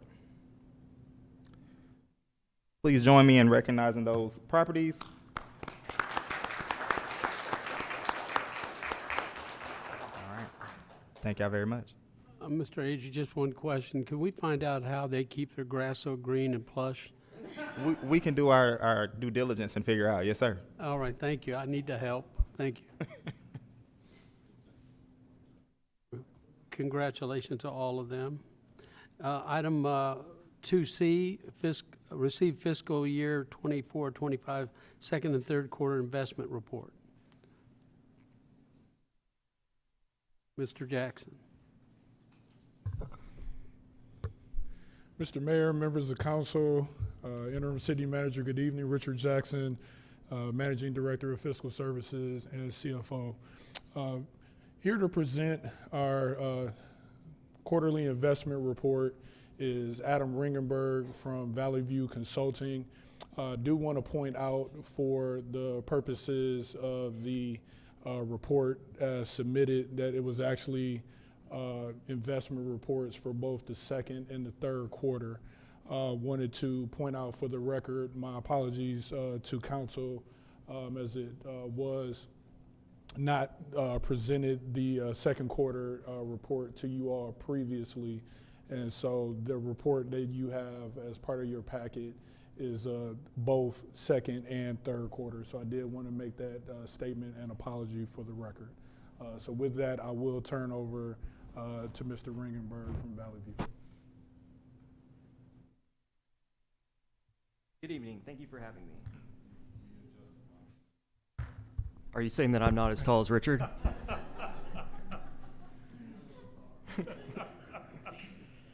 As Richard said, we'll be presenting the third quarter investment report. I'll also be sprinkling in a couple of the numbers from the second quarter.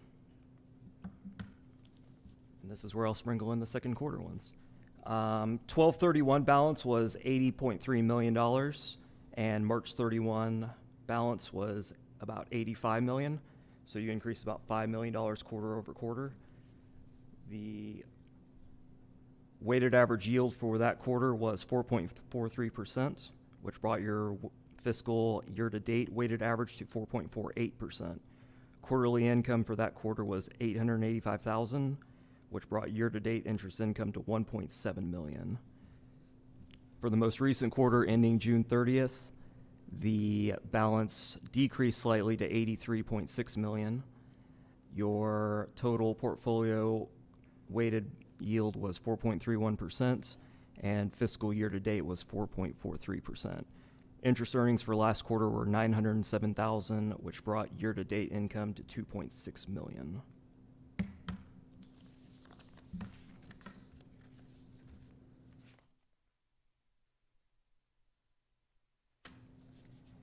You have 3 CDs maturing over the next quarter.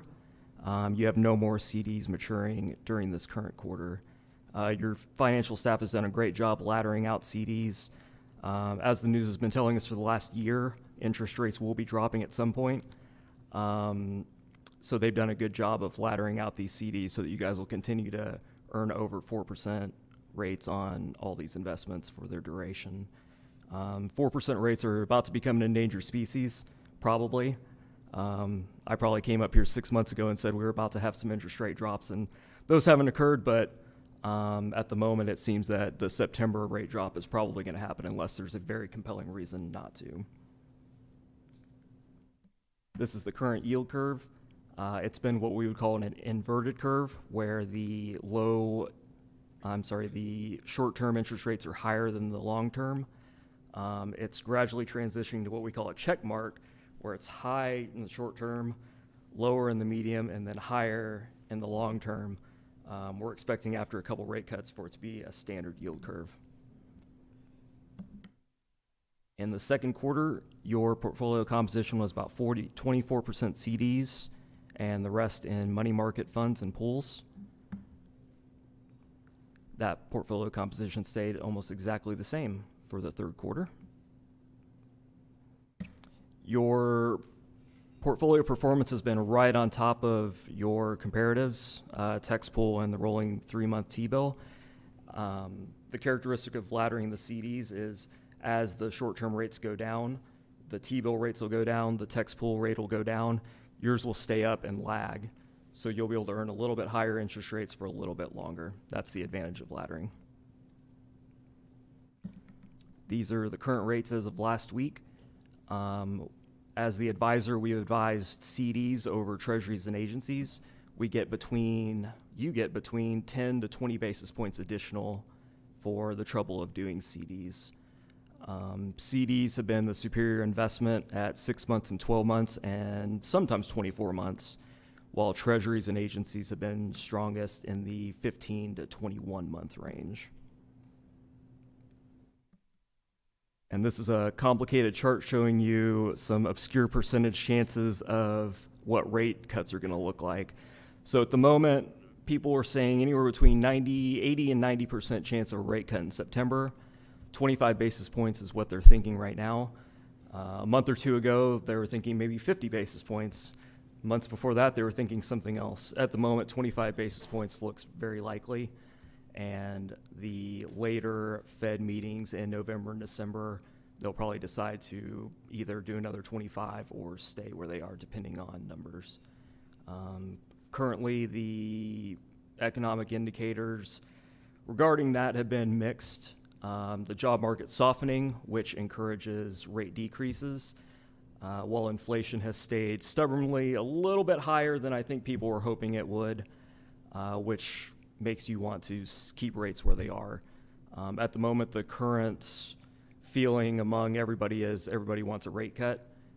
So it's generally expected in the market that that's going to happen. And anything other than that would be a bit of a surprise. But if it doesn't happen, that'll be an opportunity to make more investments as rates will temporarily increase. So there may be opportunity in that. Does anyone have any questions? All right, thank you. Oh, thank you.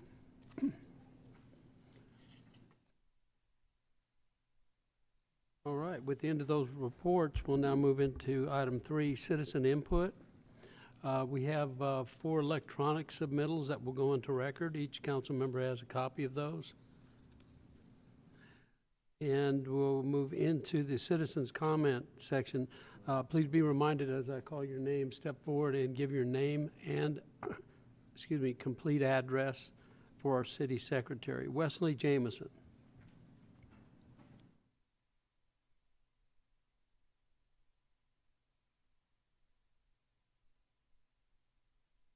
Good evening. Wesley Jameson, 1214 Lady Lane here in Duncanville. I was able to attend the briefing session, and I learned quite a few things by seeing the presentation by the Republic folks. One thing that kind of struck me was it seems a bit unusual. I'm not making any accusations, but that the company who's looking to have a contract renewed had glowing results for their pilot project. I mean, to the point of 86% of the people were extremely satisfied. I think independent surveys are a lot more practical than one that's done by the company who's in the current incumbent position. The other thing, too, I saw in that survey was we're like the second most expensive trash service here in the best Southwest area. I mean, we're paying almost double what some cities are. In fact, we're paying double what Midlothian pays, and they have bag pickup. So I think that, in fact, one of the council members I heard make the suggestion based on the options available to you guys to put this thing out for bid for everyone, all options, bags, 1 day a week, 2 day a week, carts, whatever, so that we have a full 360-degree picture of what's going on in the trash world here in the Dallas area. You know, District 5 is a beautiful place. It's got rolling hills, and it's just simply not conducive to wheeling a bin up and down a driveway. You know, I'm concerned about resale value.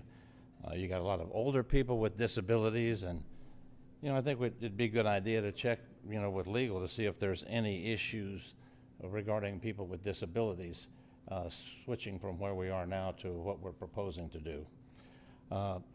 Other than that, I appreciate the time, and I look forward to hearing what the bid process brings forward, and look forward to y'all accepting that as the option that you go with. Thank you. Thank you. Patricia Ebert.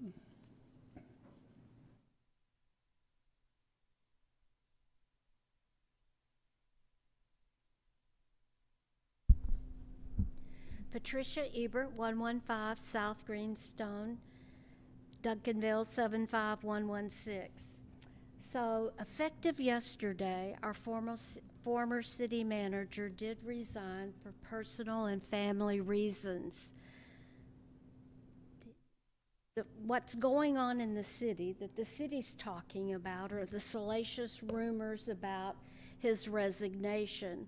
But what we need to be laser focused on is that during his term, the city budget incurred a multi-million-dollar budget deficit. It shocked us citizens. We're having to hold the bag on that. And I know it shocked the new executive leadership. It fell in their lap, and I have watched them hesitantly at first. But now I have watched them, the executive leadership that we have right now, scramble with staff to get us a balanced budget. It's a tight budget.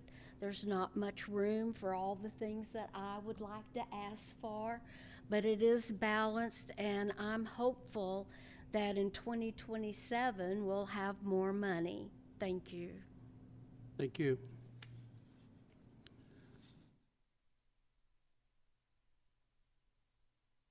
David Bean.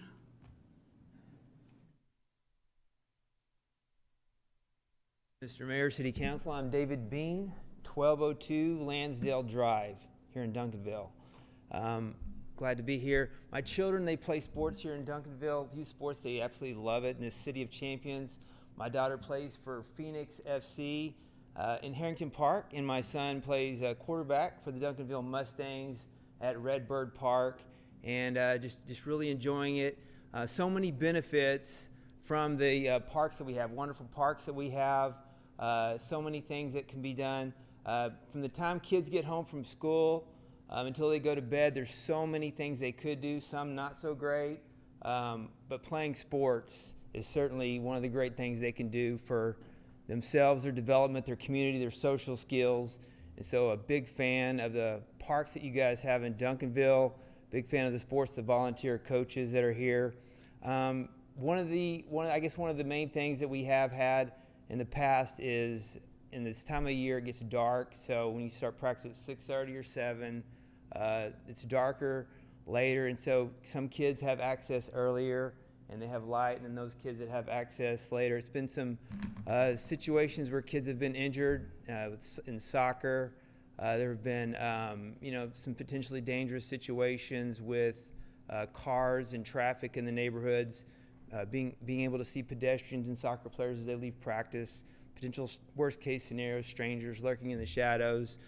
So, I mean, one of the requests here is to consider some additional city budget and some of those, all the interest income from the CDs and higher interest rates that you've been getting, to consider some additional budget for kids' youth sports so that they can have lighting later and continue on in such a great activity for kids in the city of Duncanville. So thank you for hearing me out, and hopefully we can get that in the future. Appreciate it. Thank you.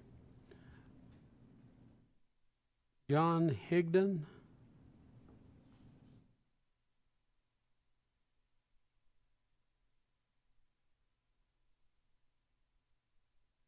Mayor, council, administrative staff, appreciate the opportunity. My name is John Higdon. My office is at 6301 South I-45 in Wilmer, Texas, right next to the Waste Management landfill. I'm the municipal marketing manager for Frontier and would be the account manager for the city of Duncanville if I have the opportunity and pleasure to service the city of Duncanville and waste and recycling. Very positive. I was glad to hear some of the positive comments and direction, possible direction for the city. I wanted just to briefly tell you about Frontier Waste Solutions. We've been in business 8 years. Through that time, we now service 70 cities in the state of Texas, approximately 25 here in North Texas.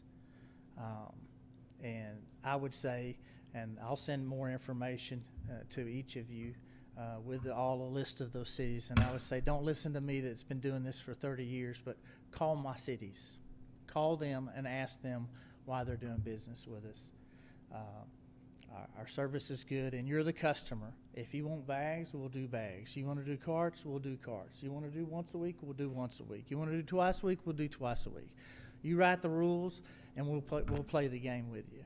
So looking forward to that opportunity and to visiting with you in the future. Thank you very much. Appreciate it. All right, thank you. I have one more card that indicates that they do not wish to speak on item 5E, but they do express opposition. So just want that individual to know that it will be noted for the record, the opposition to that request, but that will come up during the discussion on that matter.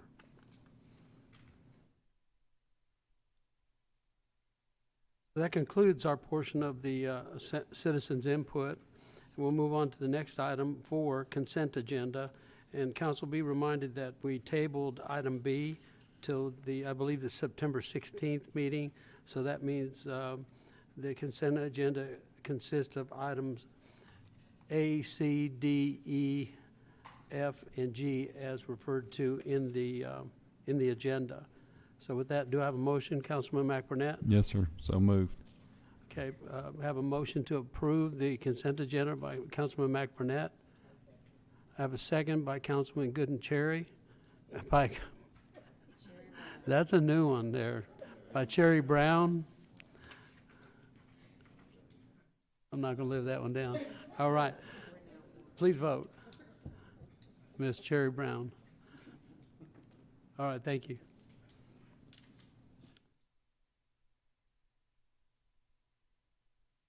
All right, now we move into items for consideration. Item 5, there was no executive session. It was not an executive session, so no action to be taken.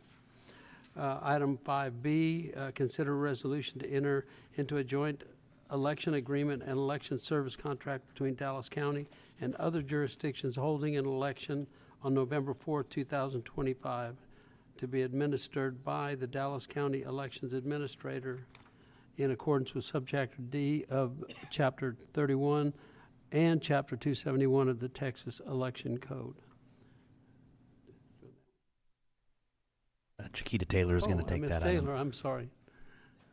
Thank you, Mayor and Council. Chiquita Taylor, City Secretary. This is for an election contract for our charter election, which was ordered at the August 5th City Council meeting, and we contract with Dallas County to do our elections, and this is for us to enter into the election contract. Okay, any action to be taken? At this time, it's just a move to approval. Okay. But I just wanted to point out too, the election cost did go up. It is $92,000. We do have the money to cover it. The main reason is we mentioned previous election costs have gone up. I believe there's only 7 participants other than us. There was originally 8 entities. Now it's down to 7. Also, there's additional polling locations as well as just general cost in general. So just want to make sure that was in the record and was known. And I see Mr. Kuntz. I see your light on, but I just want to be clear.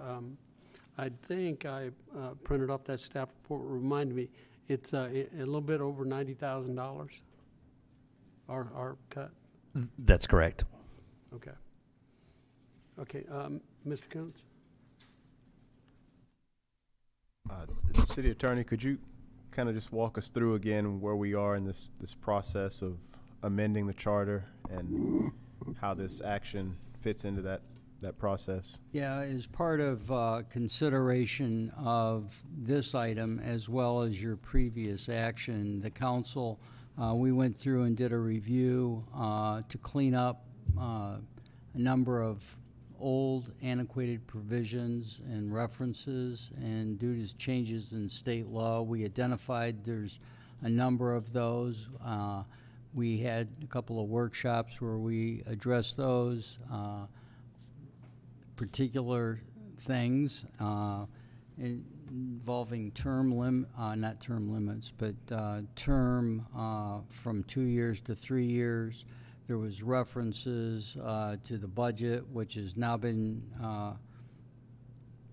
I guess, to some extent preempted by state law changes. There's much more robust state regulations that the legislature has put on cities, and there was conflicts in our charter with those provisions of state law and a number of antiquated terms that no longer really had any reference. We provided for, I believe, a finance department, which we thought would be appropriate for a city by charter to have a finance department. And so we cleaned those up, brought those propositions back to council. Council authorized us to move forward with that.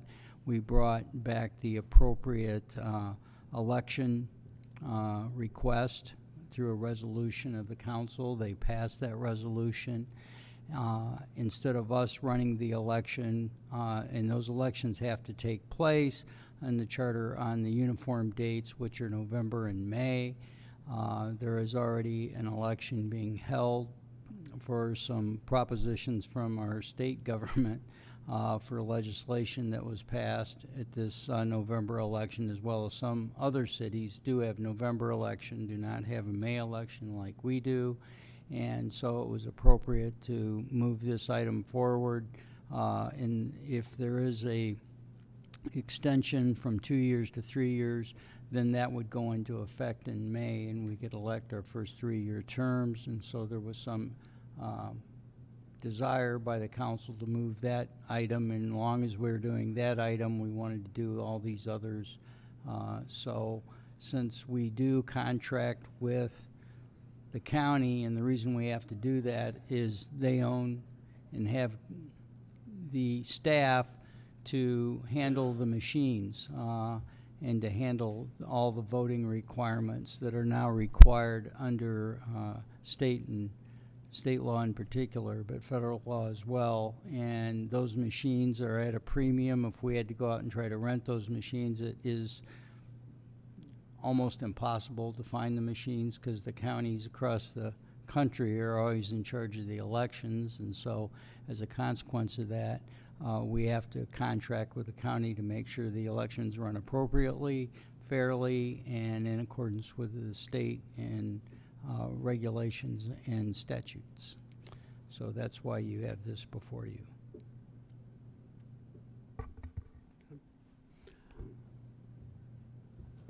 Okay. Sorry, City Secretary, so the 92,000, is that amount based in any way on the number of amendments, items that would be on that ballot? So if there were more or less items, would it still be the same number, 92,000? That is correct. It would still be the same amount because it's based on the number of entities that are participating in the election. Okay. There's a reduced number. If this were a May election or a national or statewide election was going on, that price would be dramatically less. Okay, And that's because the number of participants in the election process. So there's only the state propositions and I think maybe one other municipality. So if this were on the ballot in May, it would be dramatically less. Yes. If we did it in May. Yes. So Mayor, I just, yeah, I Could you think repeat that? my understanding is that if we did this in May, the cost would be dramatically less. Yes, and that's the discussion we're having. I apologize for that. It wouldn't go into effect until the following May. Is that correct, City Attorney? If it was Yeah, it approved. would be difficult because then people would have to run either for a 2 or 3 year term, and if the proposition failed, then they would be running for a 2-year term. It's better to do it in an off-election cycle so that the people could Takes effect sooner. understand Okay. what they're voting for, because it could get confusing, and we like to try to keep confusion out of an election process. All right, interim city manager, right now we show an available budget of $62,120, which leaves us with a negative $30,106 if we pay the $92,226. Is that correct? Yes, and we're actually, but we do actually. This actually will, and Richard Jackson may be able to correct me on this, but actually it would be forwarded to next fiscal year where we would be able to technically, because it's you prepay, but then it's charged to the next fiscal year where we do actually have the funds. So we do have the money to cover. But Richard, if I've missed anything, please. Okay. Okay. So we are to cover it. So, Councilman Kuntz, I'm not sure how much that alleviates your thoughts, because I think you're looking at it from the perspective it'd be significantly less if we waited till May. Right. So I guess my understanding is the money would be there in the next fiscal year's budget, but it would still cost less if we did this in May. Do we know approximately how much less? Is that right? I don't know if we'd have the specific, but what our elections typically run, Chiquita, if I'm not mistaken, around $40,000 roughly in May. Last year it was 34,000.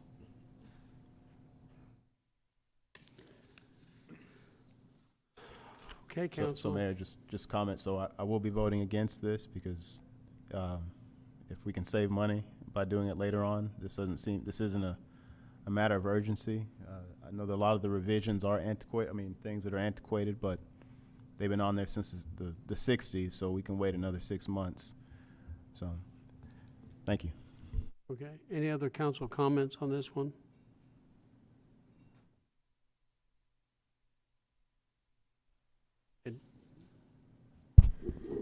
So would we vote tonight, or would we table it until? Well, if you vote, you can do as you please. If you deny this, then we've got an election that you've called, and you'll have to run it. It doesn't, unless you repeal the request. So that might. Break that down. And Well, if you don't sign this contract, that means you've called an election, and Chiquita will have to run that election. we would have to run it anyway. Yeah, unless you repeal the resolution. So there'll be another action to repeal that, because you've called the election for November, so you would have to amend it, if you will, or repeal it to call the special election now in May. So there's no penalty for repeal if it went to repeal tonight? There's no penalty for that? No. Okay, council, what's your pleasure? But I would actively have to do that. So if this fails and you don't, then I would take that as a sign that I'm supposed to bring back an amendment to the resolution to call that special election for next May.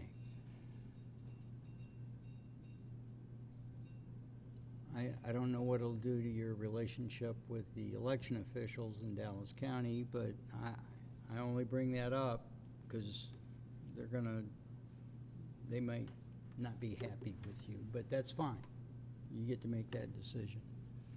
Yeah, I'm tending to agree with Councilman Kuntz that, especially with our even though we'll go on to the next year's budget, to a comment made earlier, we're needing to really watch our expenditures this year and next year. And I'm concerned about that, that dollar amount. Going in, I didn't have an objection to the action to move to 3 years. I understand that is more desirable, and it is something a lot of other cities do, but at this point, I think that I would be willing to rescind the Mayor, resolution. Here, let me do this. I would recommend to you, as your lawyer, that you table this item and let Ms. Taylor go back to the county. If there is, I will take the table as that there's a consensus not to move forward with the election for financial reasons. Would that be fair? Just so Counsel? that I would recommend that your relationship with the county may be important enough for you not to blindside them. So if there is some desire by the council to explore the possibility of delaying the election till when it's more physically responsible for the city, do so, but I would not blindside the election official. All right, Councilman McBurnett? Mayor, I'd like to make that motion. We table this item until September 16th, next meeting. Second. All right, did we table it to date certain? I'm sorry. September You don't need 16th. to, but I would recommend as quickly as possible because that process needs to begin by the printing of the ballots and the like. I just real quickly, Chiquita, what was the deadline? I think it was the 19th. We have to The let them. 20th is the deadline for us to pay, to have the signed election contract. Friday is the deadline. The 20th, September 20th. September 20th is the deadline for us to pay the full amount. Then this Friday is the deadline for us to sign the contract for that. Okay. Attorney, Vote on. given the, The motion's been made and seconded. did I get a second? I'm sorry. Okay. A motion by Councilman McBurnett, I'm gonna withdraw my. Was it seconded? it was seconded by Councilman Kuntz. Well, let's go ahead and vote on the table, but now, having heard that, that's a problem. Having heard what? That she's got to sign this contract by the end of the week. Well, So, or you can withdraw the motion, withdraw the second, have a motion to either vote it up or down. We don't And- have time to. And Mayor, be I'm gonna, nice to I the would like to council. withdraw my motion. Is second accepted first? If it's been seconded, second has to withdraw their second.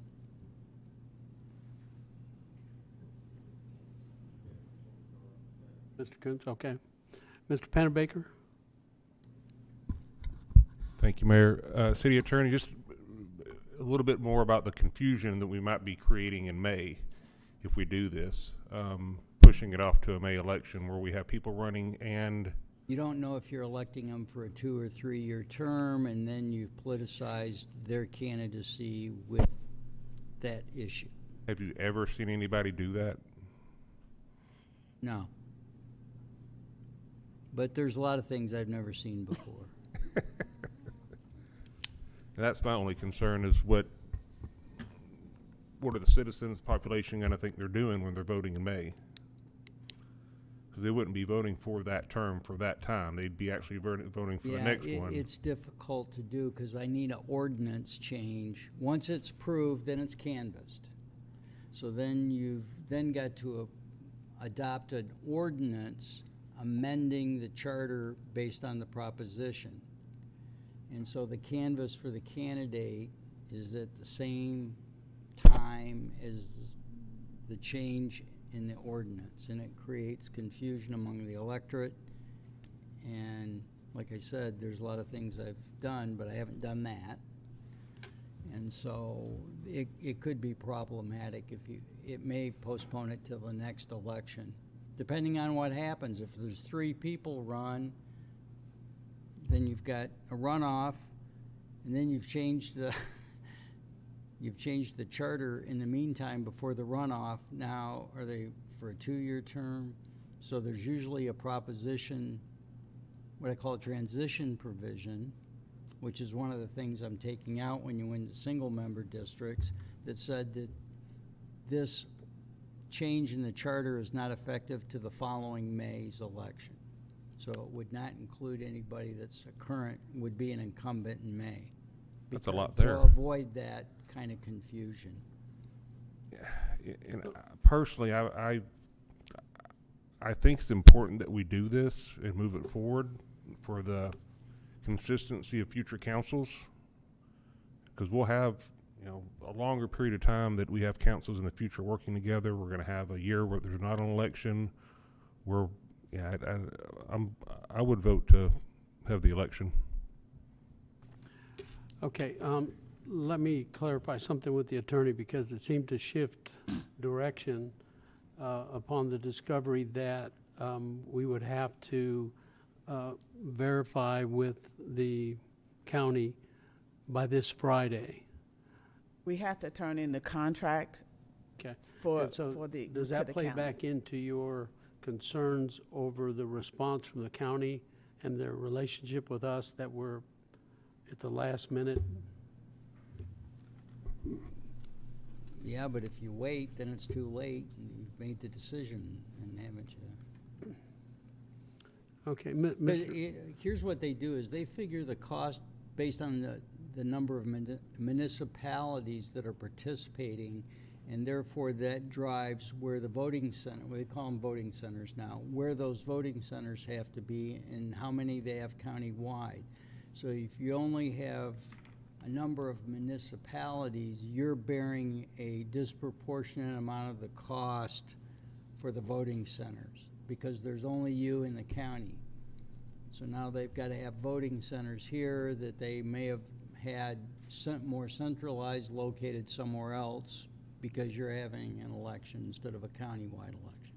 So that's what's driving the cost. Mr. Kuntz, your light's on. Did you have another comment? I was just going to say, whenever this is done, there will have to be a significant amount of public education, whether that's this May or this November and May. And so I'm not so concerned.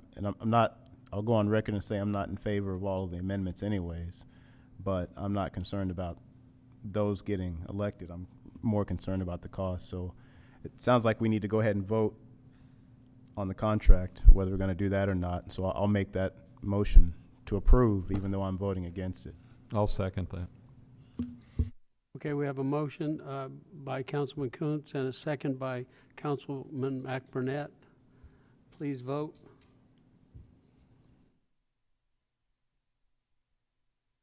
Okay, the motion passes.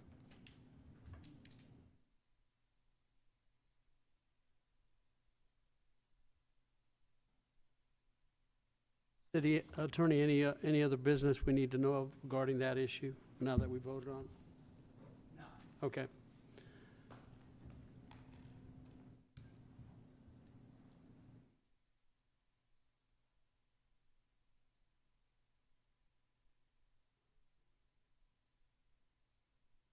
Now we'll move on to item 5C, consider a resolution authorizing a hotel occupancy tax grant for the 2026 fiscal year budget in the amount not to exceed $32,000 to the Duncanville Community Theater.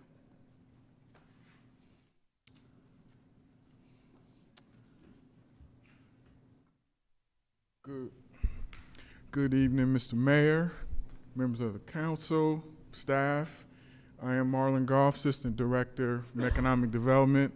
I'm obviously not Marcelo Perez, our Economic Development Coordinator, who prepared this agenda packet for this group, as well as the presentation that we'll go through. Before we get started on the discussion, one other introduction. That is Amy Jackson, Executive Director and the applicant for the Duncanville Community Theater. She's here tonight and available to participate in the conversation should there be any questions from this group. Okay. The Duncanville Community Theater, been in operation 37 plus years. This funding request for your consideration in the packet is a resolution, right, to access what we refer to as hot funds, more formally labeled hotel occupancy taxes, right? And so I'll note that this item did not appear before the Arts Commission, right? They did not make application for that category of hotel occupancy tax funds, right? Instead, they submitted an application to our staff to make application as part of the allocation of funds for tourism to the community, right? This amount, $32,000, it's essentially the same amount that's been applied for and funded over the last 3 consecutive fiscal years. Their program of activity at the theater is anticipated to attract in the ballpark of 2,600 attendees. And here's a breakdown of how the proposed funding would be used for advertising, both print, email, social media, traditional and digital marketing, facility operation costs, and programming as well. Right? Here's an example of some of the regional marketing in the form of billboard advertising that the organization provided for the presentation.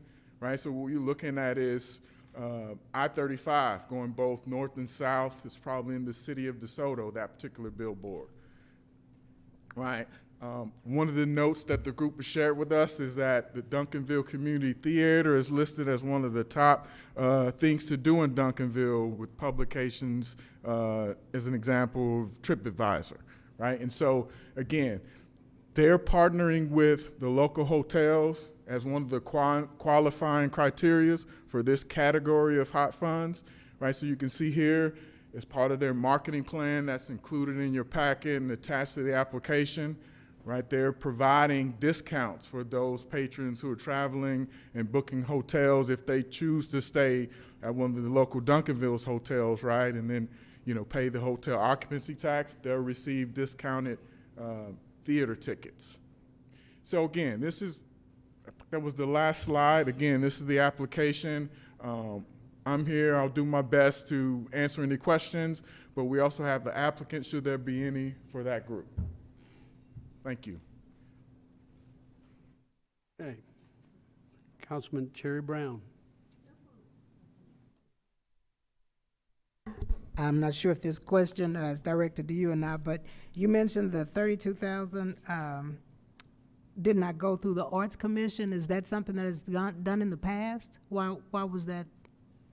Right, so it's my understanding this is really the first year that specific allocation of hotel occupancy tax funds was allocated for the Arts Commission, and then they go through their application and consideration process before you, right? Mm-hmm. So when we look at the hot funds as part of the budget, in the budget book, you'll see a breakdown of different types of activities that are eligible under that expenditure fund, and then the representative allocations, right? So for example, the Arts Fund, there's, we'll say $180,000 or so that's earmarked, right, for that grant-making committee, right? There's another percentage that's allocated for the Duncanville Fieldhouse, for example, okay, right? And then there's another pot that's dedicated for external applications as this, right? We've got, for example, popular sports or basketball tournaments. We've got this group, the Duncanville Community Theater, who they can qualify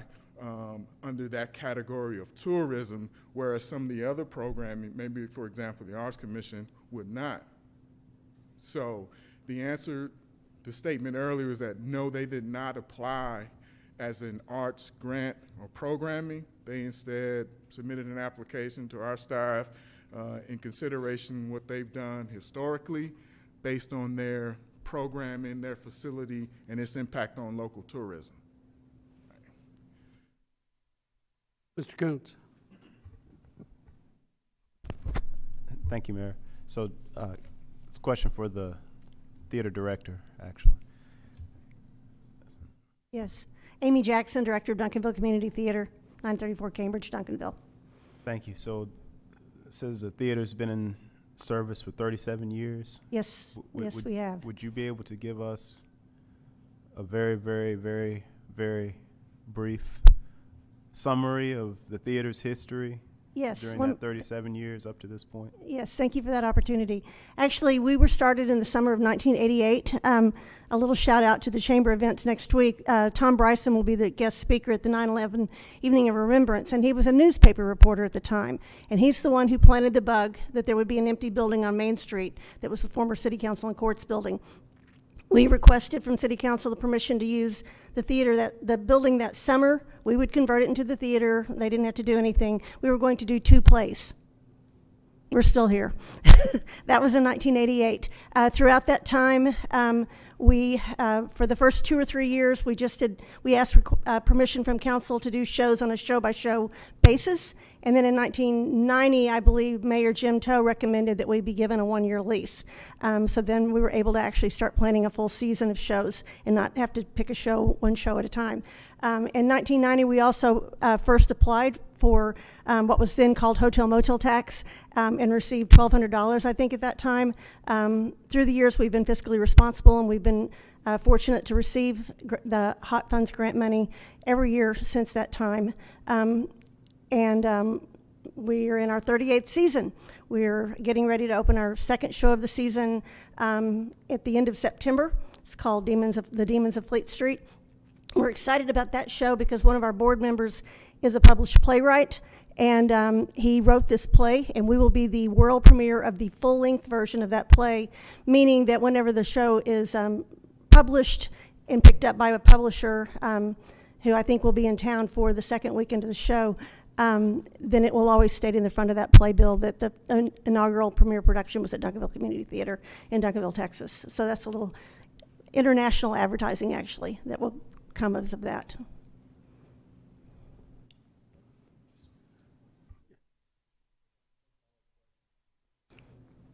So the fund request is $32,000 this year. What was it last year? It was $32,000 last year as well. What was it the year before that? $32,000. Okay, so I just want to point out, because I noticed that in the packet, the fact that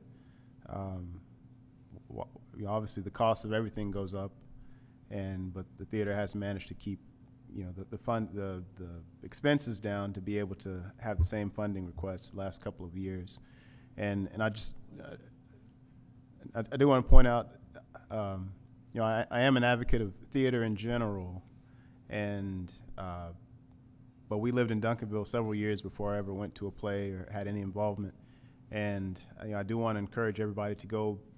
As was pointed out, the second show of the season is about to start, but to go and experience the theater, I've seen on both sides of the curtain that it really is, when you talk about a community theater, because the directors, the actors, everybody involved usually is a volunteer, and anybody in the community can go and audition for a play, and everything from when you have the script in your hand all the way up to the set, the production, and everything is done by the volunteers from this community, and it really is, definitively a community theater. So I appreciate the fact that we have this, and I fully support this funding, and so I'm going to move to approve if there aren't any other comments. I'd like to second. Okay, we have a motion to approve by Councilman Kuntz, a second by Councilman McBurnett. Please vote.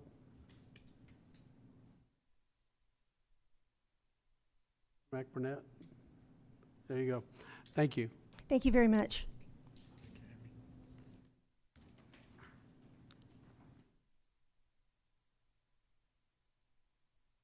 Okay, now we're going to move on to item 5D, conduct a public hearing on fiscal year 25-26 proposed budget. Ms. Jennifer Ote. Good evening, Mayor and Council. Again, Jennifer Odie, the Budget Administrator for the city. So I'm going to walk you through a brief overview of the 26 proposed budget before we get into the public hearing. So when we talk about the budget, we look at all funds, okay? So we have over 29 funds of the city that can be categorized in one of these 4 different pots. So we have the general fund, which is your main majority of funding that goes to from your property tax supports general fund operations. Then you have the enterprise fund, which is about 36% of the total resources. Those include the utility fund, sanitation fund, field house funds. Those are business-like activities. We have special revenue funds, consists of 7% of the total resources, and those include like economic development, hotel, motel, those that have a specific special purpose and can only be used for specific purpose. And then lastly, we have about 6% of the total resources are in relation to capital improvements and replacement type funds. So the total resources that we're budgeting for, new resources, let me reiterate, that's new resources, new revenue, is over 90 million. On the expenditure side, again, the four different pots of money, general fund, enterprise, special revenue, capital improvement replacements. The total expenses that we're budgeting for on all funds is 91 million. And as you might catch that, in new revenue, we're only receiving 90 million, but we're expending more than that, 91 million. There are a few funds that we are utilizing the fund balance resources that they have, and they're mainly for capital improvement or replacement or one-time project funds that already have the resources there that we were not able to spend in the current or a previous year, and it rolls over into the next fiscal year. So that is the difference between the 90 million in new revenue and the 91 million in the expenditures.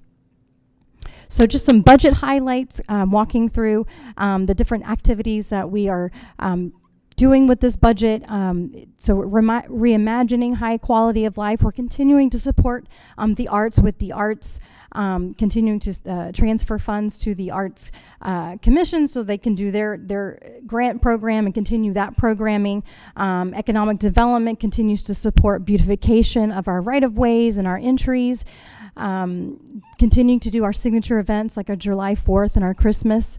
We're adding 2 additional police officers in this budget. We're also continuing to support our current and updating our library materials, as well as having that Star Transit transportation support for those that like that service or use that service.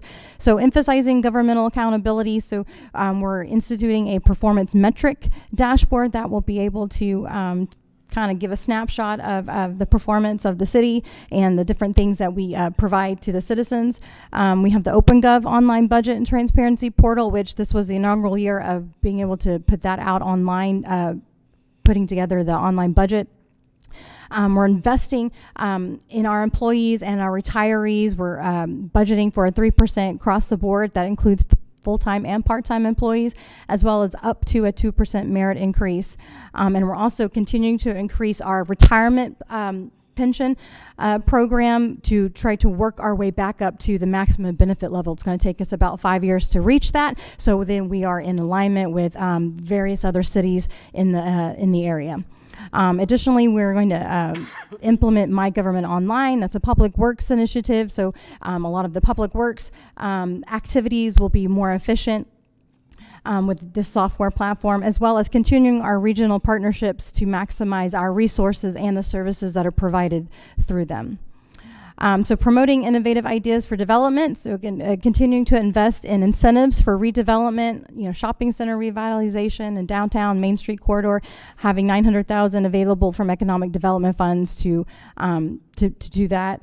On infrastructure, hotel motel tax, if Fieldhouse is requesting funds to invest in continued improvements of that facility to make it a premier facility, as well as $3 million that we're investing in CIP for new water and wastewater projects.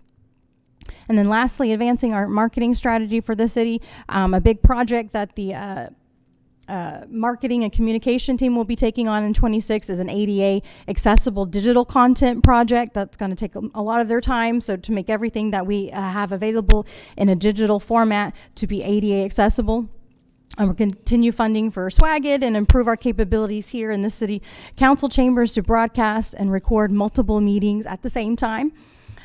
We've established a community calendar for the website, as well as sponsorships that economic development provides for those that request sponsorships. So those are just some quick highlights. So just getting right on into the general fund. Again, the general fund is primary revenue comes from property taxes. So 53% of our revenues are property tax. The other 23% is sales tax that we get for when you spend funds here in the city for buying your groceries and whatnot. 23% sales tax comes back to the general fund.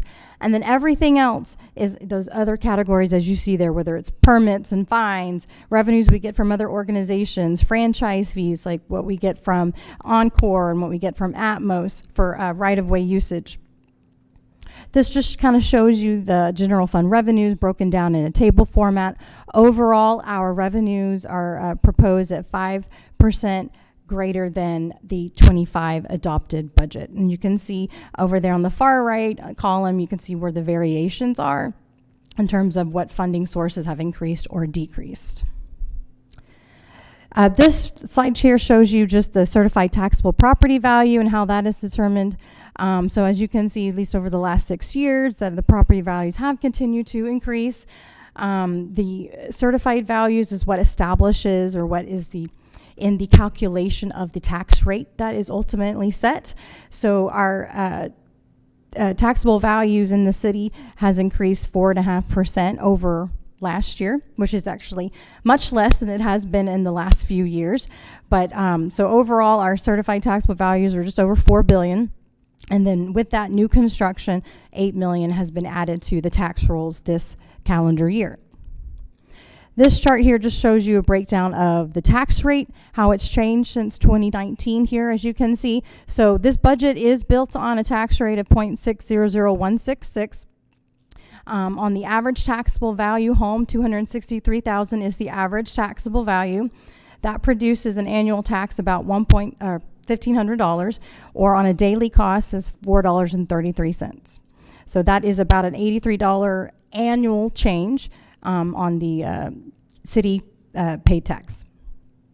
This chart here just shows you what a penny on the tax rate looks like. So again, on our $4 billion certified taxable values, that generates 1 cent on the tax rate generates about $400,000 in revenue to the city. When you look at that in comparison to the average taxable value or the homeowner, 1 cent on the tax rate generates about $26.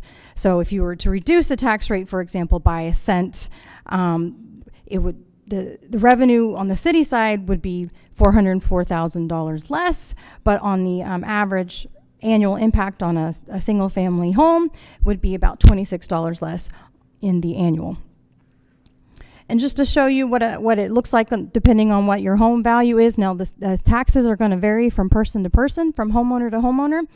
But just to give you an idea of what this rate would look like based on those three different values, you can see that the daily cost, from $4.11 up to $7.40, again, depending on where your home may lie.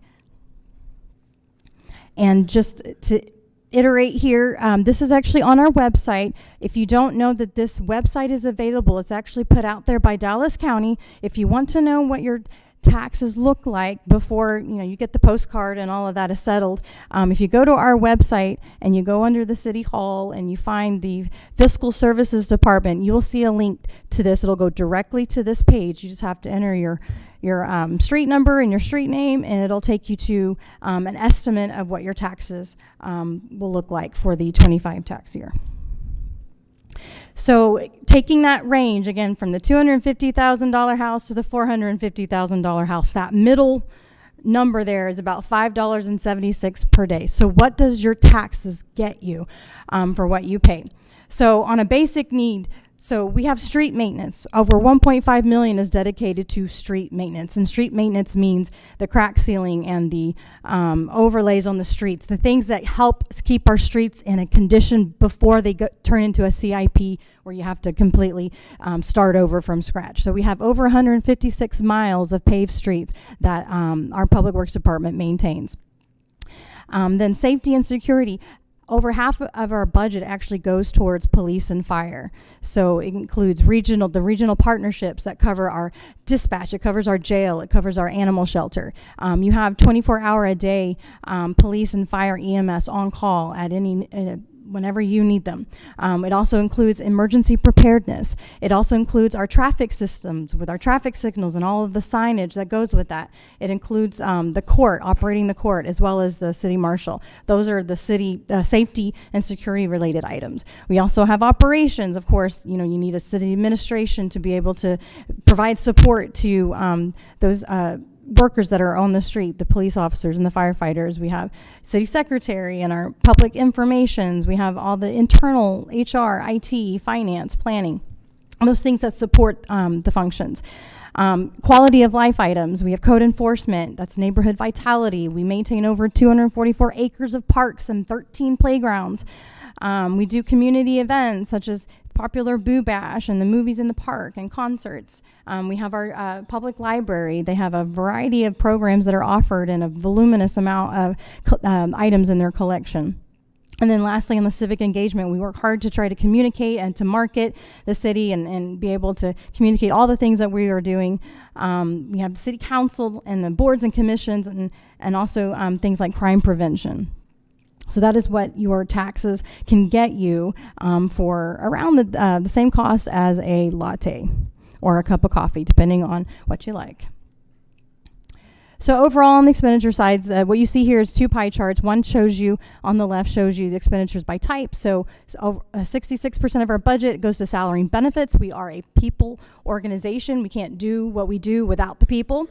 The next biggest category is 20% is the contractual and professional services, and a bulk of that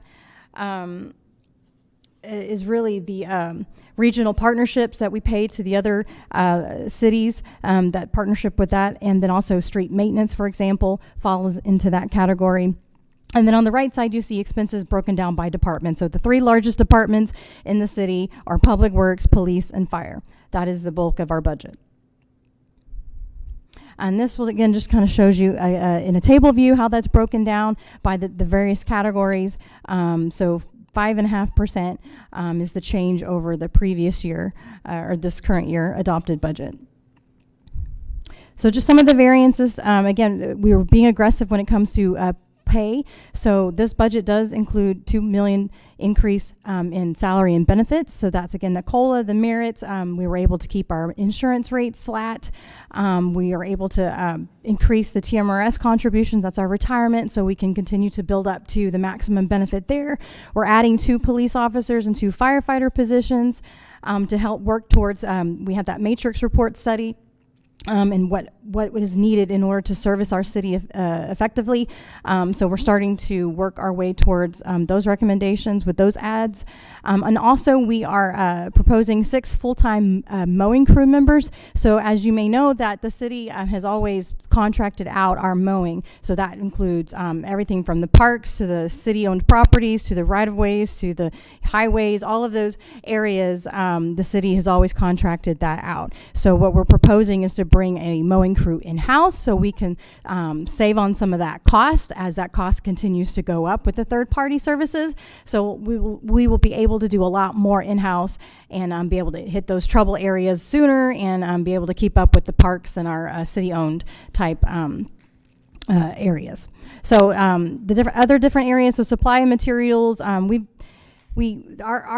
department heads and our staff has done a tremendous job going through this budget, trying to find ways where we can cut costs in order to be able to, number one, balance the budget, but also be able to support those priority things, such as having a well-paid staff, police and fire. So this just kind of shows you some of the areas of what has decreased as well as things that have been added. So some highlights: contractual professional services, for example, that is an increase because our workers' comp and property insurance premiums have increased. Those premiums cost more for us. The regional partnerships have increased. What's been added this year is the new records management system and the computer-aided dispatch system that the city of DeSoto is doing. And so that's going to be another $300,000 that we pay as our share for the next 5 years for them to implement that system. And again, the street maintenance is also included into this category. So overall, general fund, we've had an excessive amount over reserve. Our our policy is 150 days, which is approximately 41% of expenditures. So with all the changes and the quests that we've made, even in this current fiscal year, with the proposed budget, we still have about 1.5 million in excess over that 150 days to work with.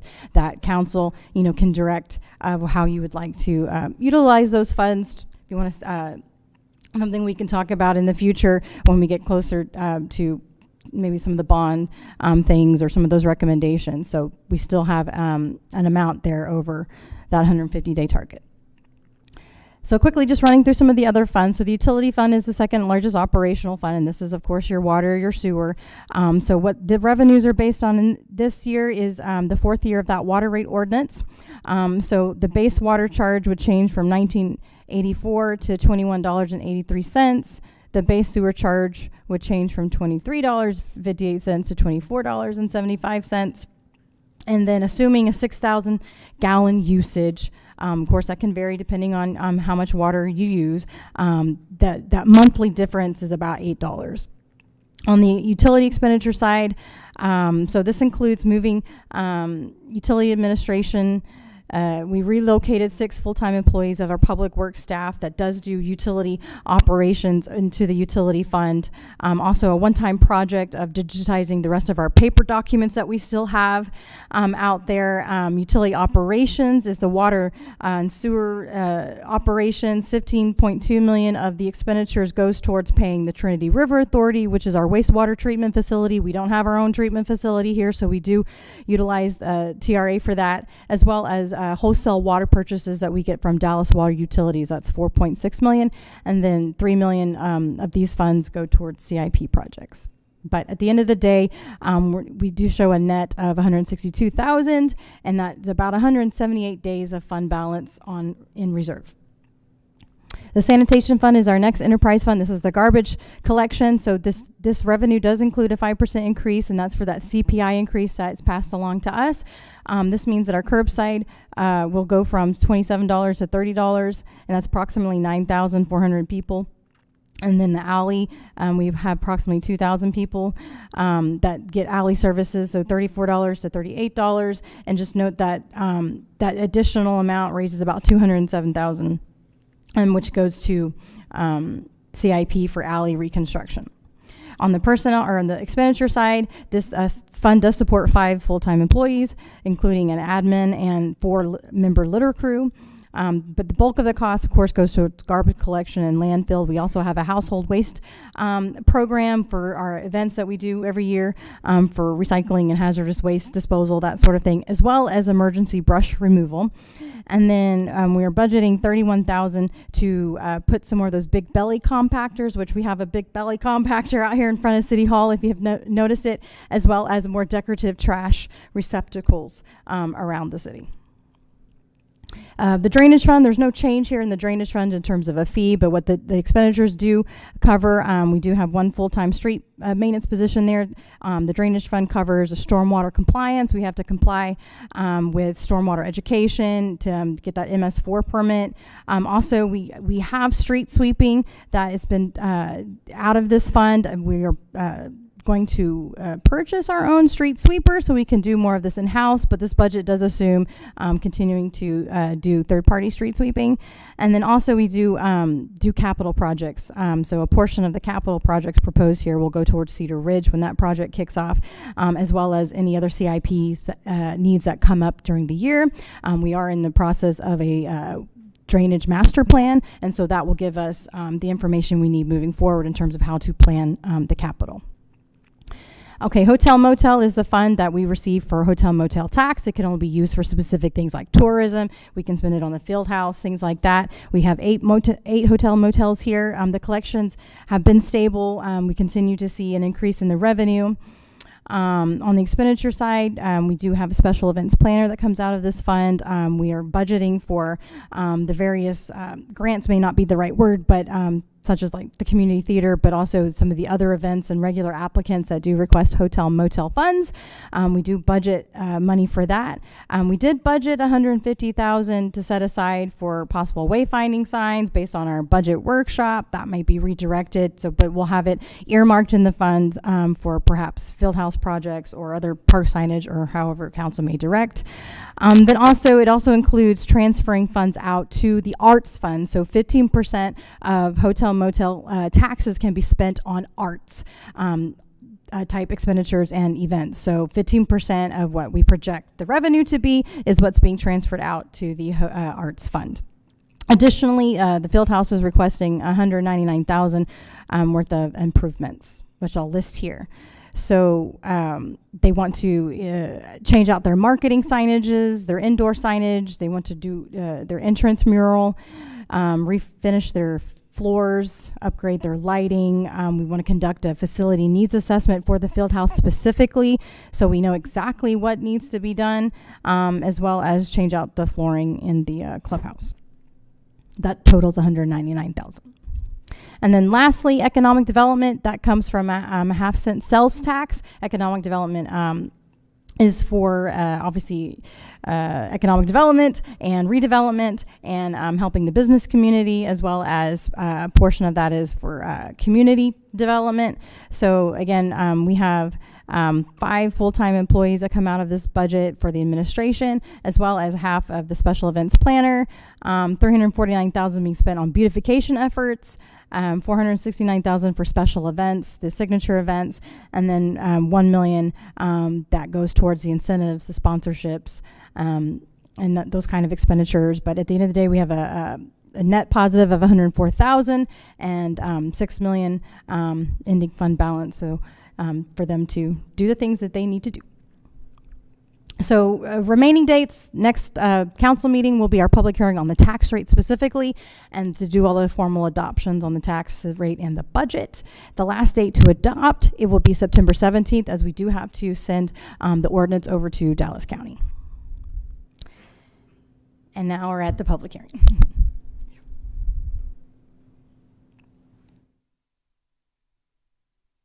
Presentation? Yes. So at this point, this is a public hearing. So I'm going to go ahead and open up the public hearing for public comments at looks like 8:39 p.m. And with that, I'd ask anyone that has any comments for or against our proposed budget to signify that you'd like to come up and speak. Ms. Ebert?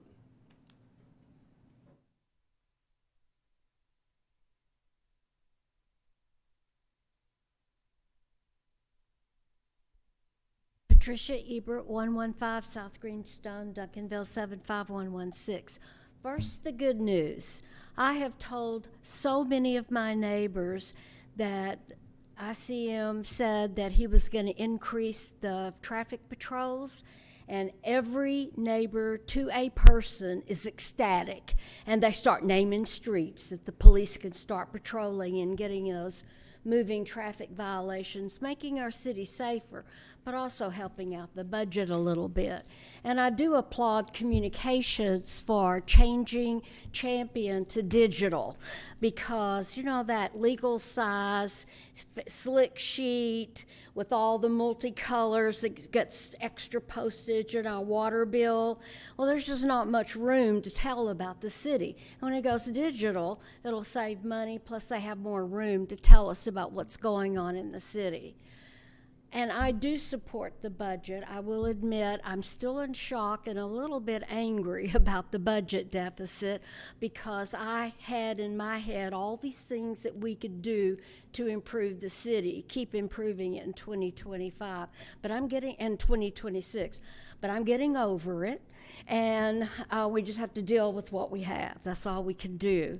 And so and I know that this is happening before your leadership, ICM, but I looked at the budget in brief that's in tonight's agenda, and we have spent so much money with consultants. because we have a matrix study, a Hunden report, a comprehensive plan 2040, capital improvement plan 2040, facility needs assessment, lad master plan, dog master plan. Hundreds of thousands of dollars, and we don't have $3 million. We got pretty pictures, but we don't have $3 million for the dog park. We don't have $11.8 million for the Lad Preserve. And then I see that we're going to be updating more. We're going to give more money to consultants. We're going to update the drainage master plan, the water sewer master plan, the park master plan, and we're going to have a first-time transportation plan. And all of those are good, but if we don't have money to do anything with them, we're just giving money to consultants. And I'm just asking that we find a brief furlough of period of time where we just let our employees work. We've got good employees, just let them work and defer some of the consultant plans until we get some more money. And how to get more money. Okay, I saw that 1.5 million sitting up there, but there are a lot of other good ways. A lot of people were all standing in line asking for money. And so the mayor has frequently and repeatedly said, you know, those couple of $1 million, I think it's between 3 and 5 million, that we have outstanding in court fines. We need to go get that money. And I hear we're going to get some software October 1, but, you know, maybe we could do a little extra to go get that money. I know the third party gets a percentage of it, but hey, it's if they can collect the money, or if we've got software that could help collect it, more power to us, because we really need that extra money. It's money that the city needs, and it's rightfully ours. And then another way is sell some city property. For the last several years, the city council has said sell some of that city property. Right now, we have 2 under contract. It's been months and months, but we've got other property, some of them not worth selling. But we do have some that we could generate some income from. So from that money, I'm going to stand in line and ask for $240,000. I know it takes time, but you heard me speak before that we have 17 city parks. All of the signature signs are just really past their prime. And so it takes about $240,000 per Director Stevenson for a total of the 14 parks to get new signature signs, and then 3 city parks have never even had signature signs. Thank you. Anyone else who would like to comment for or against the proposed budget? Okay, I'll entertain a motion to close the public hearing at that point. So moved. Okay, motion to close the public hearing by Councilman McBurnett, second by Mayor Pro Tem Gooden. Please vote.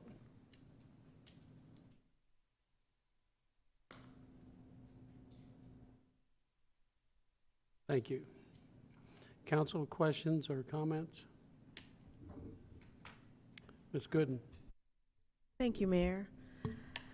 So I will begin with, I think every year I'm the one that's arguing for lower taxes, the tax rate, because I'll be honest, I'm a paycheck to paycheck girl, and a lower tax rate could be beneficial. So I will go on record saying I'm always going to push for that. But first of all, thank you for clarifying about the 1 million, well, a few $100,000 differences between the expenditures and the revenue, because I did notice that, but we kept saying it was a balanced budget, and I kept going back, how is this a balanced budget when we have more expenditures than we do revenue? But you spoke on one-time projects, and that can come from the fund balance. So a one-time project, I do support coming from the fund balance. I wouldn't want us to have continued expenditures coming from a fund balance. So thank you for clarifying that. The library materials on page 114, we have a contract with LS&S. Explain how we're still incurring costs for the library even though we have the LS&S contract. Yes, ma'am. Well, you know, I might not be the best one to speak on the library contract specifically, but within that, of course, we pay for their services to operate the library, but the city still owns all of the materials, so therefore the city still pays for the books and the materials that they do order. So that's also part of their line items in addition to them operating the library. Okay. And Ms. Oti, could you explain, so there's proposed legislation of a 1% that if it goes into effect, the city can only increase sales tax of 1%. I mean, property tax of 1%. So if that was in effect today, we couldn't do this 0.60, whatever we're proposing now. Is That's that correct? I don't think I have a slide here. Let me just go back to. Because what I want to get at is understanding if that legislation should pass, how would that impact our budget? What would that mean to operations? What would that mean to all the things that we need to do in order to successfully? Absolutely. So let me just speak to the legislation, first of all, that has not passed I'm not sure if the House or the Senate, what level it's at right now. It's still under consideration in the second special called legislation at the state level. So what the legislation is proposing, or what's been proposed for this bill, is to our current growth rate. The city is capped at 3.5%, so we can only grow taxes 3.5%. That's the max without going to the public for a vote. So what this legislation is proposing is to cap that at 1%, so we could only grow the tax rate at a maximum of 1%. And so cutting 2.5% roughly of that growth means the city would have about 600, if I did the math right, about $600,000 less in revenue. And so with $600,000 less in revenue, we're gonna have to make cuts somehow. If we're not being able to recoup funds through some other revenue sources, some other means, the only other option is to cut further expenditures. Now, even to do this budget, we've already went through that exercise to cut expenditures. So it's really going to come to the point to having some difficult conversations of what can you do without, what does that mean for you? That may mean something different for everybody. We want to keep our streets safe. We want to keep them paved. We want to keep the beautiful parks that people enjoy. We want to do all those things and be able to provide and sustain a level of service that the citizens have come accustomed to. But not having, I guess, the revenue to support the expenditures, we're going to have to do something different. Mm-hmm. Thank you for explaining that. I asked because, like I said, right now we can do the 3.5%. And if we go with the max before we go to a vote, if we stay with what's being proposed, though I'm a paycheck to paycheck girl, next fiscal year, if that legislation should kick in, we could only go 1% from what is happening and what we would be possibly approving this Correct. budget season. Yes, ma'am. So I just wanted council to consider that we don't know what Texas is going to do, right? But we know what we have to do in order to sufficiently operate here at home. So thank you so much.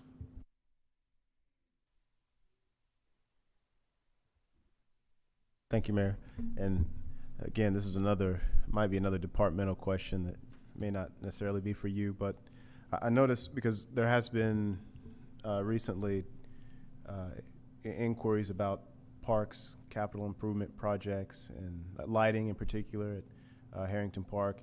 And I noticed in where there should be a park CIP fund, it says the park CIP fund does not have a funding source to cover major parks improvements, and that the funding remaining is for the Harrington Park project. So is the Harrington Park bond project, has that also taken CIP funding from the next fiscal year as well?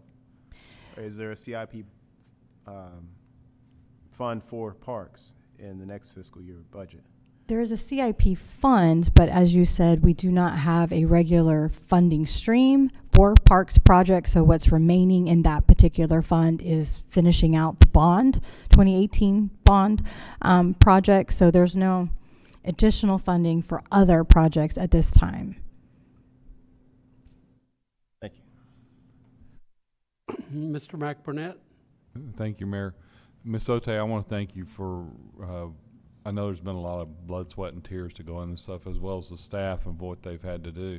Councilmember Gooden did touch on something that's very important, that you need to understand what your state government is doing and what they're trying to do. I've personally written Senator West to say, do not let cities be limited by what the state's saying. A 1% will definitely hurt you if you want to continue to see things. And we're a city that's in redevelopment. So we are a city that has to invest in itself, and that investment in ourselves will make higher returns for ourselves as well. And that's going to come through economic development and trying to do that, and that's in turn going to help our rate. So I would encourage you to write your state senators or your state representatives and tell them not to limit cities on their funding, because they're really just taking the whole, by doing that, they're really taking the whole system that's been set up, crumpling it up, throwing it away, and making it difficult for cities to plan to do whatever they're going to do. And it goes back to what Ms. Ote was saying, is that you will have to have serious conversations about what are you going to give up. So, but anyway, I want to thank you. But that's the main thing. She did provide us a balanced budget, even though it looks a little bit different. But some of that's going to the field house, and the field house is a revenue producer for that. So they've invested something in something that helps bring in revenue and tourism to the city. So it's something you're looking to get a good return off of. So just please be diligent and please write and please know that we are going to try to act in the citizens' best interest. Thank you. Ms. Gooden? Thank you, Mayor. So there was a suggestion given tonight about deferring some of the planning. I would ask that the interim city manager would go back and look and see if there are any of the plannings that we could defer to a later date. I do understand that planning is one way that this council communicates our vision and the way that we're headed based on what the community is saying. So I know the importance of planning, but if there is something that we can hold off on and get a few of these other plans that we already have adopted and started on, if we can get some of those started and maybe not doing certain other plans, then I would be open to hearing and the council hearing what the options are. But I just wanted to speak to that. Thank you. If I may speak, just to iterate one thing, there is something in this budget that we're hoping to get a grant for, and that would be the mobility, it's a transportation and trails mobility plan. So yes, it's another plan, but we're not, if we get the funding, of course, it's not us that's spending it or having, it's not coming out of our pocket, so to speak, so. Oh, yeah. I'm sure we've all supported grants, but if there's anything that would be beneficial for us to hold off on that would cost us, I would be interested in hearing. No further questions, comments? Okay, well, there's no action to be taken on this item tonight. So thank you for your presentation. And with that, we will move on to item 5E, conduct a public hearing for consideration and action regarding the request of Noemi Lara, the applicant and owner. The applicant was requesting approval of a specific use permit. Mr. Rauscher. Yes, good evening, Mayor and Council. Mark Rauscher, Assistant City Manager. You've got the B team up here tonight, so please go easy. I'll be just kidding. Okay, so tonight, there's this case before you. It's a specific use permit to facilitate an auto repair business at 508 East Redbird Lane. This proposed use, I should say, is within a C commercial zoning district, and auto repair and services in the major use category are allowed within the C commercial zoning district. The prior SUP has expired, and the new ownership wants to essentially get a new SUP in order to accommodate a similar type business that was there previously. And according to section 3.03 of the current zoning code, an auto repair and service major use is permitted within this particular zoning area, as I mentioned earlier. This is a graphic showing the zoning categories. The highlighted property in blue is currently in, as I mentioned, the C commercial area, and adjacent properties to the east and west are also in a similar zoning category. But then just to the south, the yellow lots, which actually front Woodhaven, those are in a residential single-family 10 district. This is an aerial photo highlighting the 508 East Redbird property. Got a long driveway that basically extends south from Redbird to the auto repair business that's in the back of the lot. There's a residential structure that's on the kind of top left of the parcel highlighted in blue here. This is a rendering of the site improvement plan that's been developed. The red highlighted area, that's the driveway that would extend from Redbird south into the property. It would be the fire lane striping area as well. And on the top of the graphic, you can see the various sections of the building that are there. One section in purple there is where the paint spray booth is at.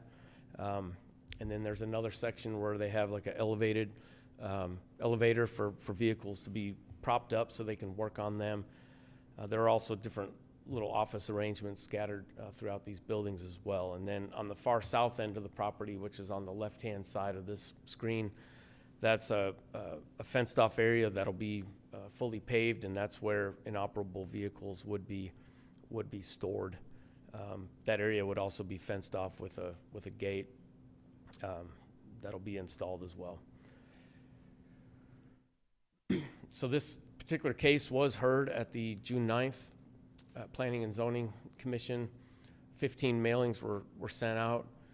0 responded with support, and then 1 responded with opposition. Similarly, for the city council meeting that was initially held back on August 5th, 15 mailings were sent out, and 0 responses were received in either support or opposition. The staff's recommendation was approval of the SUP to continue this auto repair and service use in this commercial C zoning district. The Plan Commission also made a recommendation to approve this request with several conditions. Number 1, all vehicles would be stored within the screened and fenced-in area. Number 2, all vehicles that are inoperable or in storage beyond 60 days shall be removed from the property. And then number 3, the SUP would be approved for a time period of up to 5 years with the proposed property improvement plan that is enclosed within tonight's packet.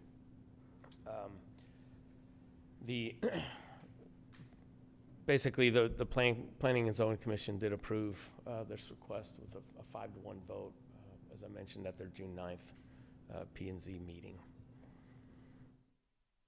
So your options tonight are, number 1, approve the SUP as submitted.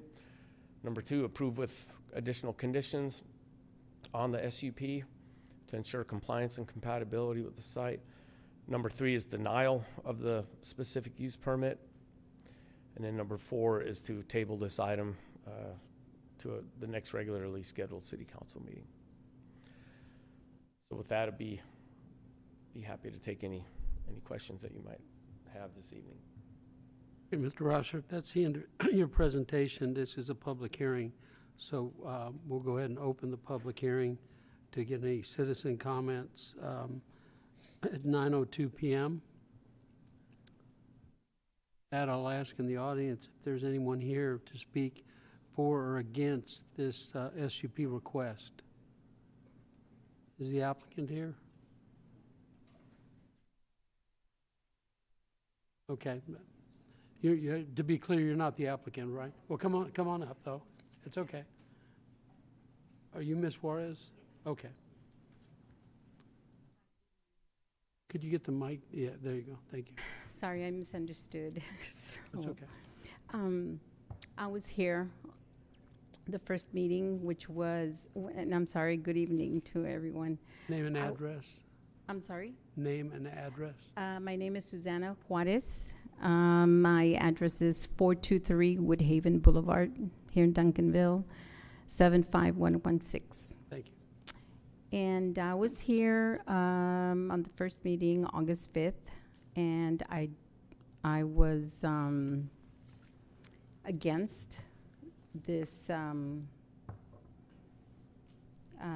auto repair and service major. And the reason is because it's right behind my house, and I don't have a garage where I can lock my door, my cars, and I do drive to the back. I don't keep them in the front. I have a driveway behind my house, and it's a carport where I can protect it against the rain, sun, but I cannot protect my vehicles against paint. And if this is going to be a repair shop or a body shop, where is the paint going? And it's right behind it. So I know that paint will go somewhere. I know that they talked about vents, yes, but the vents will, they're going to be protecting themselves against this paint while painting their vehicles, doing any auto repair shops or major repairs. But that paint will be coming to ruin my vehicles. And not saying, and I also wanted to thank you. I heard about I got excited about cleaning up all the vehicles, all the auto repairs shops around our neighborhood. It seems when we moved in back in 2012, we bought our property. It wasn't as bad as it is now. And now it's gotten to be loud, lots of traffic, too many auto repair shops, tire shops. So if I would have known back then that it was going to be like that, I chose Duncanville to be my hometown because I heard a lot of good things about Duncanville, and I have friends living in Duncanville. I lived for 20 years in Oak Cliff, and I decided to move to Duncanville. And my husband and I looked around what property and what area, and we chose Woodhaven. So we fixed it up, but not thinking that we were going to be surrounded by auto repair shops and body shops, tire shops, and all this traffic. We have to stop for them because they're blocking our street on Woodhaven. So at times we have to go around them. And I'm excited because y'all are, And you did say that you're going to look into all these junk cars parked for many months just there because owners don't pick it up or they won't pay or whatever the reason is. But I've seen it. All these years I've lived there. And I know that I'm not the only one, but I don't know why no one else comes and they talk and they'll stand up for themselves and try to keep Woodhaven better. I mean, I've tried, and I spoke to one of my neighbors, and I told them, come with me. They didn't want to. But I said, I have to, because this repair shop will be right behind my house. And like I said, the last time I came to this meeting was on August the 5th. And they did say something about having not only a auto repair, but it was an auto shop, which they were going to be painting. And another thing, I had a very bad experience behind the last tenant that was renting this place. There was a lot of noise, music with no words. It was a banging, and that was all day long, anytime, 7 days a week. And there's a little, like a storage, like a little trailer attached to that shop at the end, which is almost where we built our private fence. And someone was staying there. And I had to call to tell him to slow down or to turn it off. To turn off that, it was like a banging sound, horrible sound. So that I couldn't even watch TV. I couldn't even go to sleep. It was that loud. So I know that it's so close to my house, the paint, the music, the loud noises, because they work overtime or after hours, weekends. So I'm asking to reconsider. It's I know that Duncanville is better than that. There's too many shops, and I know that our street can get better, and our neighborhood as well. Thank you so much. Okay, thank you. Okay, anyone else at this point that wants to speak in favor of or against the request, the zoning request? Am I of the understanding the applicant is not here?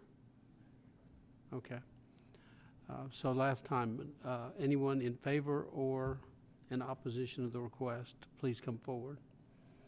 Seeing none, I'd entertain a motion to close the public hearing. So moved. Second. Okay, I have a motion by Councilman Mac Burnett and seconded by Councilman Kuntz. So please vote. Okay, we'll close the public hearing at 9:10. Council comments, questions? Councilman Kuntz. Thank you, Mayor. So, one or two questions.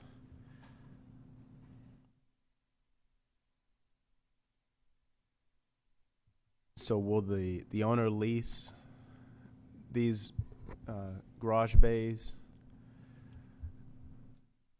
As far as the different uses that'll be within there, yes, the owner, he's got tenants lined up that would utilize those bays. Okay, and that might be my only question, but that's the standard practice in that area. So someone owns the property, and then you've got individuals who are leasing out those individual spaces, right? And sometimes the owners have no idea. I don't know how much control they exercise over what's actually going on in those spaces. I know what they're supposed to be for, but they end up being for other things. And then could we go back to the aerial? And without repeating everything I said last time. So again, if we were, I went back and looked at, if you go on Google, you can look at historic aerials, right? So you can go back 10 years, 20 years, as far back as they were doing this imaging. And if you pull back and you look at all the cars in the area from back in like 2002 or 3, there's just a few cars. And as you look at those aerials historically, the cars just start to multiply, almost like a cancer, right? And they're just multiplying and multiplying all these cars. And again, without having to repeat everything I said last time, that this is, it's an incompatible use with the surrounding area. And in this case, it's residential, and you've got houses right on the other side of those fences. It's just an incompatible use to have whatever activity is going on in auto repair, and whatever activity, right next door to residential uses. And so, as I said in the briefing room about the ordinances, that I believe we need to be swift and aggressive in addressing these issues and using every tool we have available. Zoning is a tool that we have available to us to get some control under this. Our code of ordinances, that's another tool. But yeah, I voted against this before, and I do plan to vote against it again. Thank you. Councilman Mac Burnett. Thank you, Mayor. ACM Rauscher, is this currently zoned commercial? Yes, sir, it is. Okay, is the ownership located at the top, the closest to the street? So there's I wish I had a appraisal district map here. Well, this one kind of does the trick. So you'll see at the top left corner, that's actually a residence, and then the auto repair business is what's all still highlighted in the blue. So it's basically, the back area is the auto repair, and then that top structure is the residence, a separate residential building structure, if you will. And the ownership has been notified of what standards to put in, or agreeing to? Yes. Yeah, they've been notified about the requirements that the P&Z placed here, the 3 items that I mentioned earlier, and then they also have what's called a property improvement plan that addresses the storage of inoperable vehicles, fencing between this property and adjacent properties, especially the properties to the south. They also are going to have requirements related to fire sprinkling and fire alarm. And then they'll also be required to repave, some of the asphalt surfaces that are in disrepair currently, and then the fire lane that needs to be added as well. Okay, and what type of screening or fencing is being required? Is this something minimal? I mean, is it chain link or is it? So right now, those details haven't been officially lined out, but we've got that capability to, come up with whatever screening that you all prefer that we move forward with, whether it be chain link with, the lats, or, some sort of other fencing that, is not create any kind of visibility into the property. And then additionally is when it comes to noise, and we've heard the person, Ms. Juarez, speak to it and stuff. Do we have any time limits set in here when this businesses can run? Well, normal, on a construction project, let's say like a roadway project, or if you're building some sort of a building, your normal construction hours are 7 a.m. to 7 p.m. So we have the ability to be able to enforce, our noise ordinance as well. And, it's really just a question of enforcement, and we can certainly work on Right. our code. And It's enforcement, but we don't currently have this listed as one of the conditions. Is that correct? yeah, we would have to look at adding or applying that condition to this site. Okay. One of the things that's already on here too that I didn't mention is that, drop-offs for cars that need to be worked on, those drop-offs can only occur during business hours, and so we wouldn't have, cars getting dropped off at 2 a.m., for repair work. So we could look at expanding that limitation as well. Okay, thank you. Councilman Pennebaker? Thank you, Mayor. I was against this the first time, and one of the things I brought up, the applicant, a representative of the applicant was here, and I'd mentioned some issues that I witnessed when I went and checked on the property, and over the last month I've gone back and checked it some more and checked it some more, and I was looking for some goodwill. Like maybe they would mow the yard, maybe they would move the what looks like an abandoned van that someone might be living out of.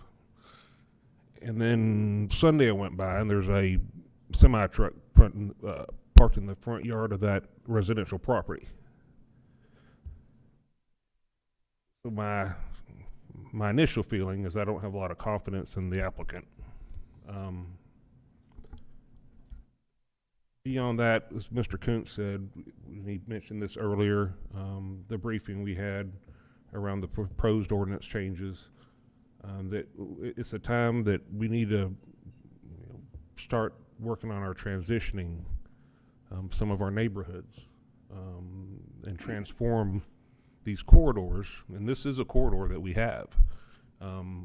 We haven't paid a whole lot of attention to it. It's been neglected.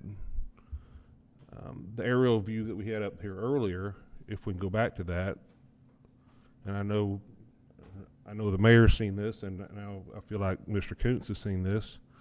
If you go farther to the west, that's where all these cars are just building up, and that cancer's growing. And there's part of me that feels like this applicant really wants to do the right thing. They've come with a pretty good plan, but it doesn't fit what our vision is over here. It doesn't fit our master plan. It doesn't, I think, fit what the council has vision for this long term. It's time we start making some changes to these neighborhoods and helping them out. And I will be voting against it. Okay, I have a couple of lights on, but I'm going to go ahead and jump in if I may. Mr. Pennebaker just brought up some things. Last time we talked about this, I believe it was the owner's son that came up from South Texas to help out, right? Right. Okay. And my understanding was that the son's mother lived in that house up front. And, no? Okay. So we don't know who lives up there, but I don't know that the same owner of that residence does or does not own this. Even though they appear to be separately platted lots, I'm not sure what that situation is, but nevertheless, I'd asked the last time, I knew at one time there was an existing ordinance that required a masonry fence be built between commercial and residential. I don't know if you've had time to investigate if that ordinance is still in place and if in fact it's applicable here. But a masonry fence would sure buffer a little bit of that noise, legal noise, because my next point is we have a noise ordinance. So whether it's music or people having loud get-togethers, a lot of these businesses, they do. I've been in them. They have smokers out there. They'll barbecue into the late hours of the night before they go home, and it gets loud. I don't know that that's going to happen here, but I know it's a tendency out there on Woodhaven and on Redbird Lane. So I'd want to check the hours of operation specifically to what their working operation hours are. And you seem to think it was 7A to 7P, and that may be the case, but I'd like to confirm that. also see what we could do in the way of the three items that are recommendations to approve the SUP, to include some of these other things that other council members are bringing up, such as how many violations of the noise ordinance would it take for us to repeal this SUP if it were granted. Noise is a big issue out there, all these types of locations. Also, Mr. Pennebaker's referencing back to that photograph. Yes, if you do a wider view, and especially if you go down to the west side, in particular on Redbird Lane and Woodhaven, you're going to see not dozens of cars, but hundreds of cars that have been in these properties for decades, and they've never been removed. And so what we're doing here is we seem to be relegating District 5, Redbird Lane, to be nothing but a street that's going to house historically businesses that have ended up looking like the business next door to the west, with all the cars out there. And again, the cars bring varmints, feral cats. They bring a whole host of things other than just the clutter and the debris back there. Even if it's behind a fence, who cares? We know it's there. Is that what we're going to relegate this next business in the picture? Well, that's a previous business, and the cars seem to be parked orderly. What's that going to look like? Are they going to be that orderly? I will tell you that the first go around we did hear that there was going to be a spray booth. The spray booth they are effective. They're inspected by the fire department, and they are effective at filtering out paint particles from getting out into the community. The problem you find is that a lot of these places will do, outside of the paint booth, they do primer applications. And whether it's by cans or whether it's by a spray gun, they're constantly catching them doing primer applications outside of the spray booth. It's quick, it's easy, it dries quick, but that now, there's nothing keeping that from going into the atmosphere and ending up on cars that are on other people's properties. So that's something that has to be looked into, and a condition possibly that if they're caught with primer outside the spray booth, that there's some action to be taken against them that could result in the revocation of the SUP if it's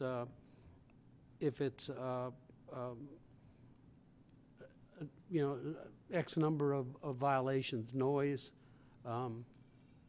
any kind of illegal activities out there, after hours, noise problems, operation problems after hours, anything like that. It seems like unless you custom fit this to prevent all the known issues that are throughout Redbird Lane, and it only talking to the neighbors. That's all it takes is talk to the neighbors, and they will tell you what those problems are.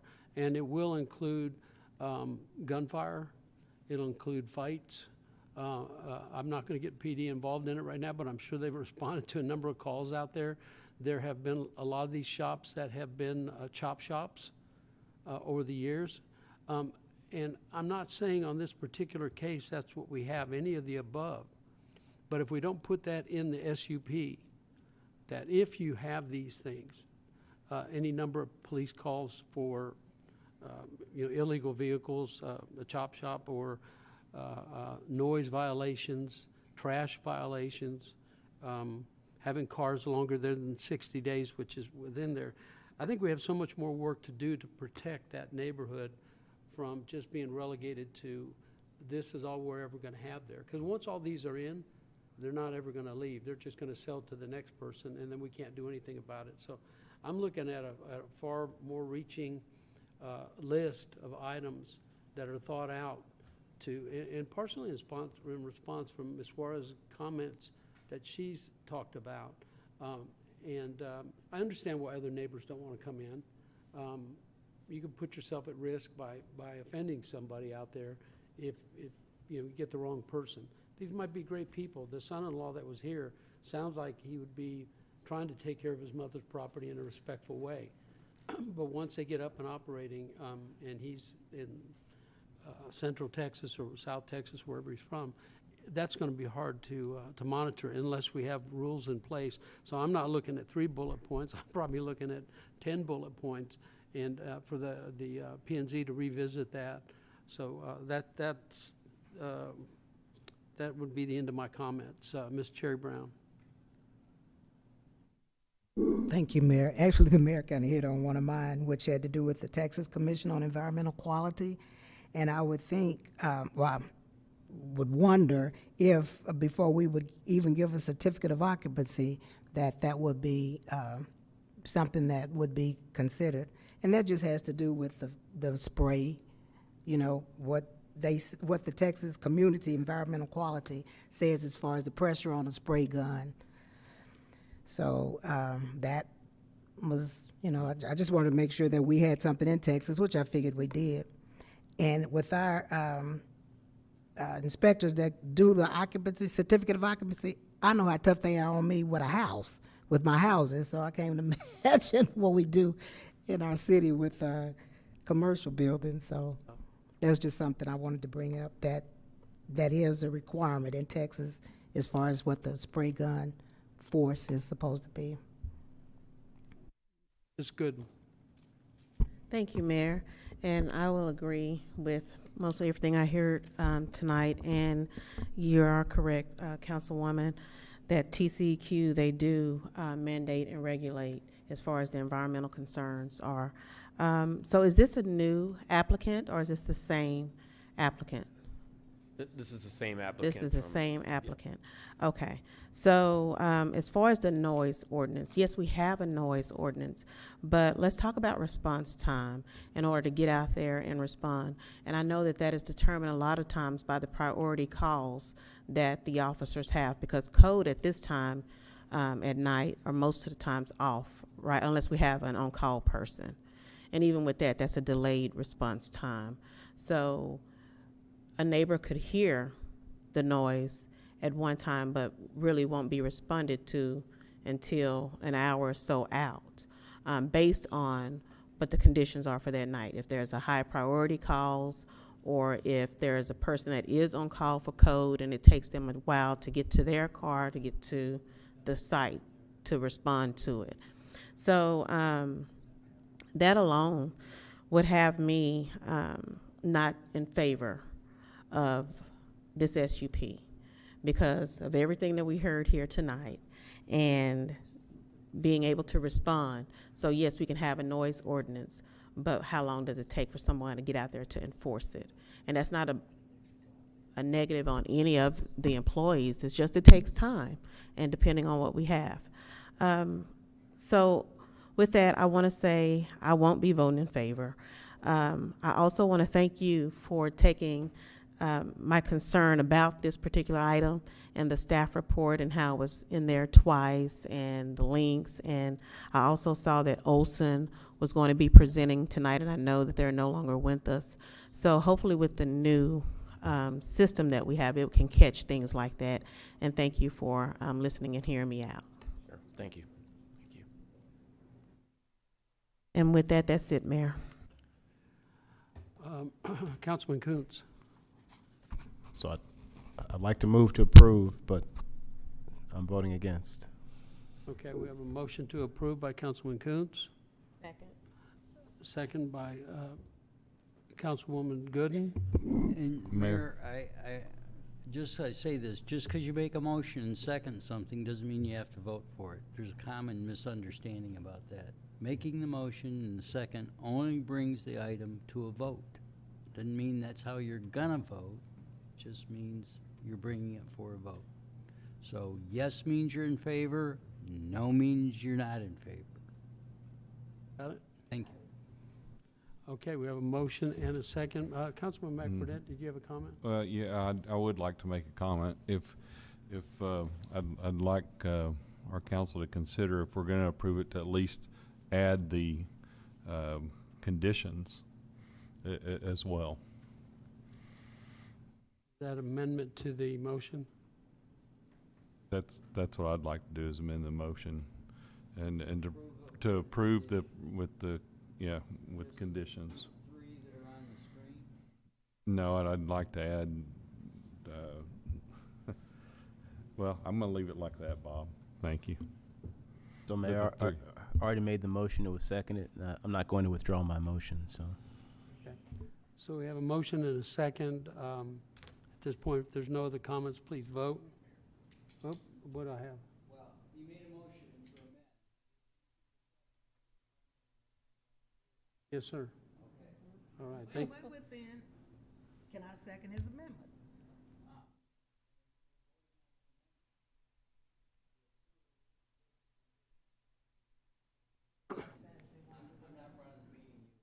no, but I appreciate that point because we have no conditions right now unless we're just going solely on.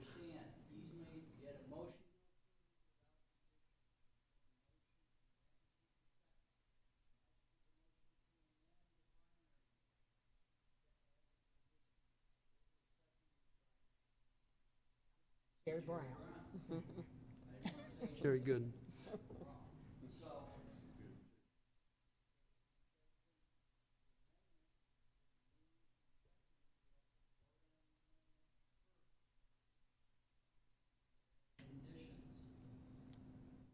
Okay.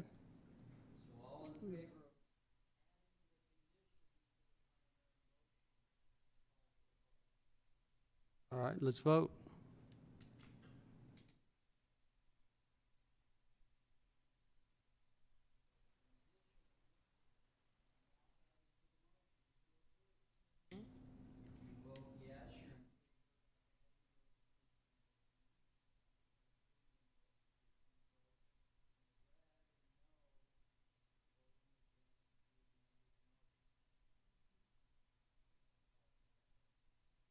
Please vote.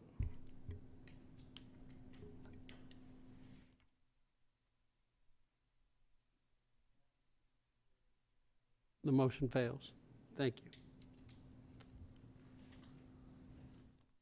Okay, I don't know at this point that I should be making recommendation, but I think that we'll be talking to the applicant and explaining what happened here so that they can make some adjustments if they feel that based on our comments tonight, they can make those adjustments, just in fairness. Is that appropriate for me to say that, City Attorney? Okay.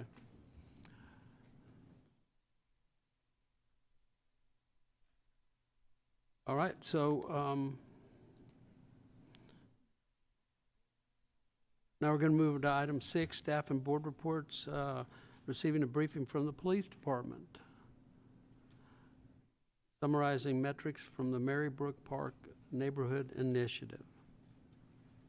Good evening, Mayor and Council. I'm Lieutenant Robert Byrd, day shift patrol lieutenant. I'm here to talk to you all about the neighborhood sweep that we conducted along with neighborhood services. It's our second neighborhood sweep that we've done. As you remember, the previous one was in Candlelight, and we identified Marybrook as the next subdivision that we wanted to focus our attention on. So here's the map of the city of Duncanville. Marybrook's kind of right in the middle. It's going to be west of Santa Fe, north of Wheatland, and south of Center Street. Here are the streets that we focused on inside of that subdivision: South Horn, Willowwood Place, Melody Lane, Memory, South Peach, Harrington, and Patton Street. As the same goes with this one, with the previous one, was we want to educate the residents. It's not a gotcha moment. It's not a catch anybody in anything that is something new. These are the same ordinances and the same laws that we enforce day in and day out. But we want to educate the citizens so it improves their quality of life. And we did so in agreement with the neighborhood services or code enforcement. So we had a timeline. Neighborhood notification was May 15th through the 29th. Notices to remedy for code enforcement was the 15th through the 29th. Enforcement action was May 30th through June 30th. We did have a neighborhood notification, which was something different than we did the last time, and I think this was very, very beneficial. It was led by Assistant Chief Tiarina, to where we had 2 town hall meetings, the 21st of May and May 27th. The first one, not many people showed up, but the second one, I think it had a great turnout. So that way people could ask questions, voice their concerns, and kind of put a face-to-face relationship with those that are going to be coming out and enforcing these ordinances and laws. We also utilize the city and police department social media in order to get the word out of, hey, this is what's about to happen, and these are the things that we're going to be enforcing. Here is the social media post that we utilized via Facebook. We addressed speeding of motor vehicles, abandoned vehicles parked on the public roadway, junk vehicles parked on the public roadway, parking violation, traffic infractions, and violations of the Texas Penal Code. I want to say this, that the last time that we did this neighborhood sweep, we did not have a parking compliance officer. Since then, we have hired a parking compliance officer, and he came to us from the city of Dallas with over 20 years of experience. I tell you, he has made our day shift patrol's life a lot better because we're able to put a person there that doesn't still have to handle 911 calls, right? And then that, like I said, with his knowledge from Dallas, having 20 years experience, he came in and hit the ground running. So if you ever see Officer Tatum out there, make sure you give him his kudos. So again, we identified Marybrook subdivision as the neighborhood that we were going to focus on. A grace period was granted from May 15th through May 29th for the residents of the subdivision, which we only issued warnings. And again, it was all education during that time frame. Starting May 30th, officers were advised to enforce action was taken against any observed violations.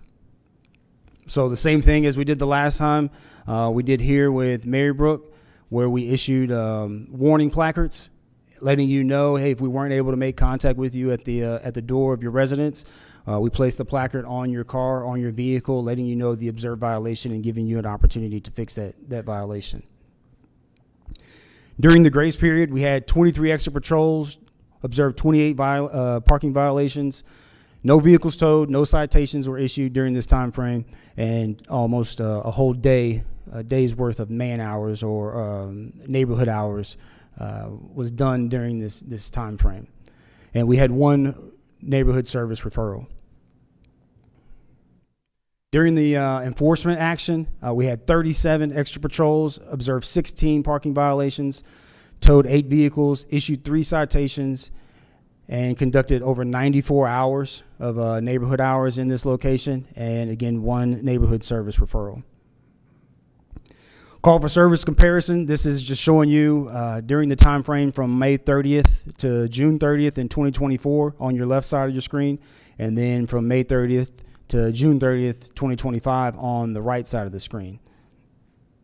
As you can see, a big difference at the grand total, 24 compared to 112. More call for service comparisons or reports that we took. As you see, in 2024, our grand total was only 3, and then in 2025, the grand total was 7, 6 of those being info-only reports, and those are going to be your reports that we conduct when we tow someone's vehicle. And now I'll pass it over to Victor with Neighborhood Services. Good evening, Council. Victor Pizarro, Neighborhood Services Superintendent. During this time frame, we worked alongside Police Department. We addressed pretty much all code violations that we could find, mainly height, weeds, and grass, grow limitation violations, outside storage, parking violations on private property, stagnant pools, fences, trash violations, permit requirements, home or property occupations during that time frame. Neighborhood Services Department that began focusing on code enforcement efforts in the Marybrook Park subdivision after it was selected for a joint sweep with the Duncanville Police Department.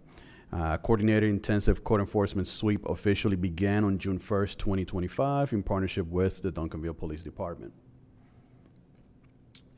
During that time frame, the way we handle all these violations, once a violation has been recognized and confirmed by the code officer, the following documentation was issued with a 7 to 10 days for actual compliance. Number 1 is the initial notice of violation. Number 2 will be the final notice of violation. And then number 3, further enforcement, which is citations. Upon the scheduled reinspection date, the assigned officers assessed the property's progress and took appropriate enforcement based on the progress made towards the actual compliance.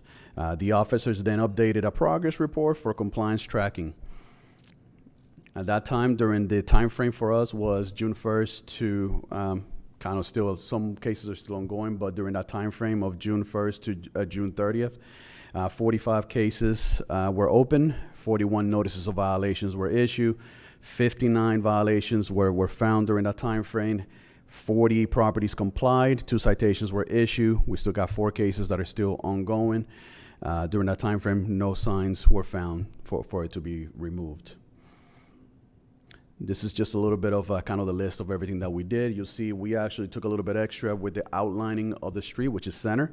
We also did Harrington.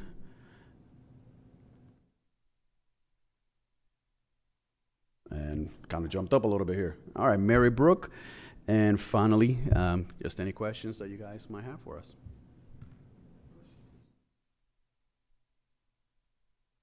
Coons. Thank you, Mayor. So this time around, y'all did a town, sounds like y'all did a couple of town halls with the neighborhood before. And I know we didn't get to do that in candlelight. And I know some residents said, yeah, next time they do that, make sure they come let us know first. So I'm glad that happened. And it sounds like basically y'all went over what kind of violations you'd be looking for and just let people know, just heads up. You know, I guess you got a good response from the residents during those town halls.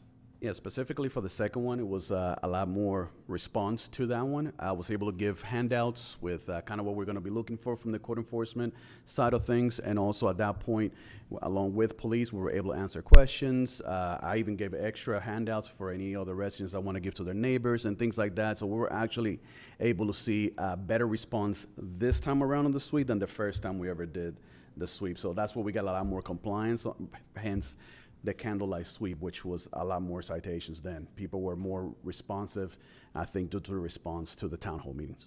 Yeah, and with candlelight, most people really appreciated that as well, even though they didn't get the opportunity to get the heads up. But I'm really glad to hear that that's happening because you know, that's part of community building for residents to interact with you guys at different departments.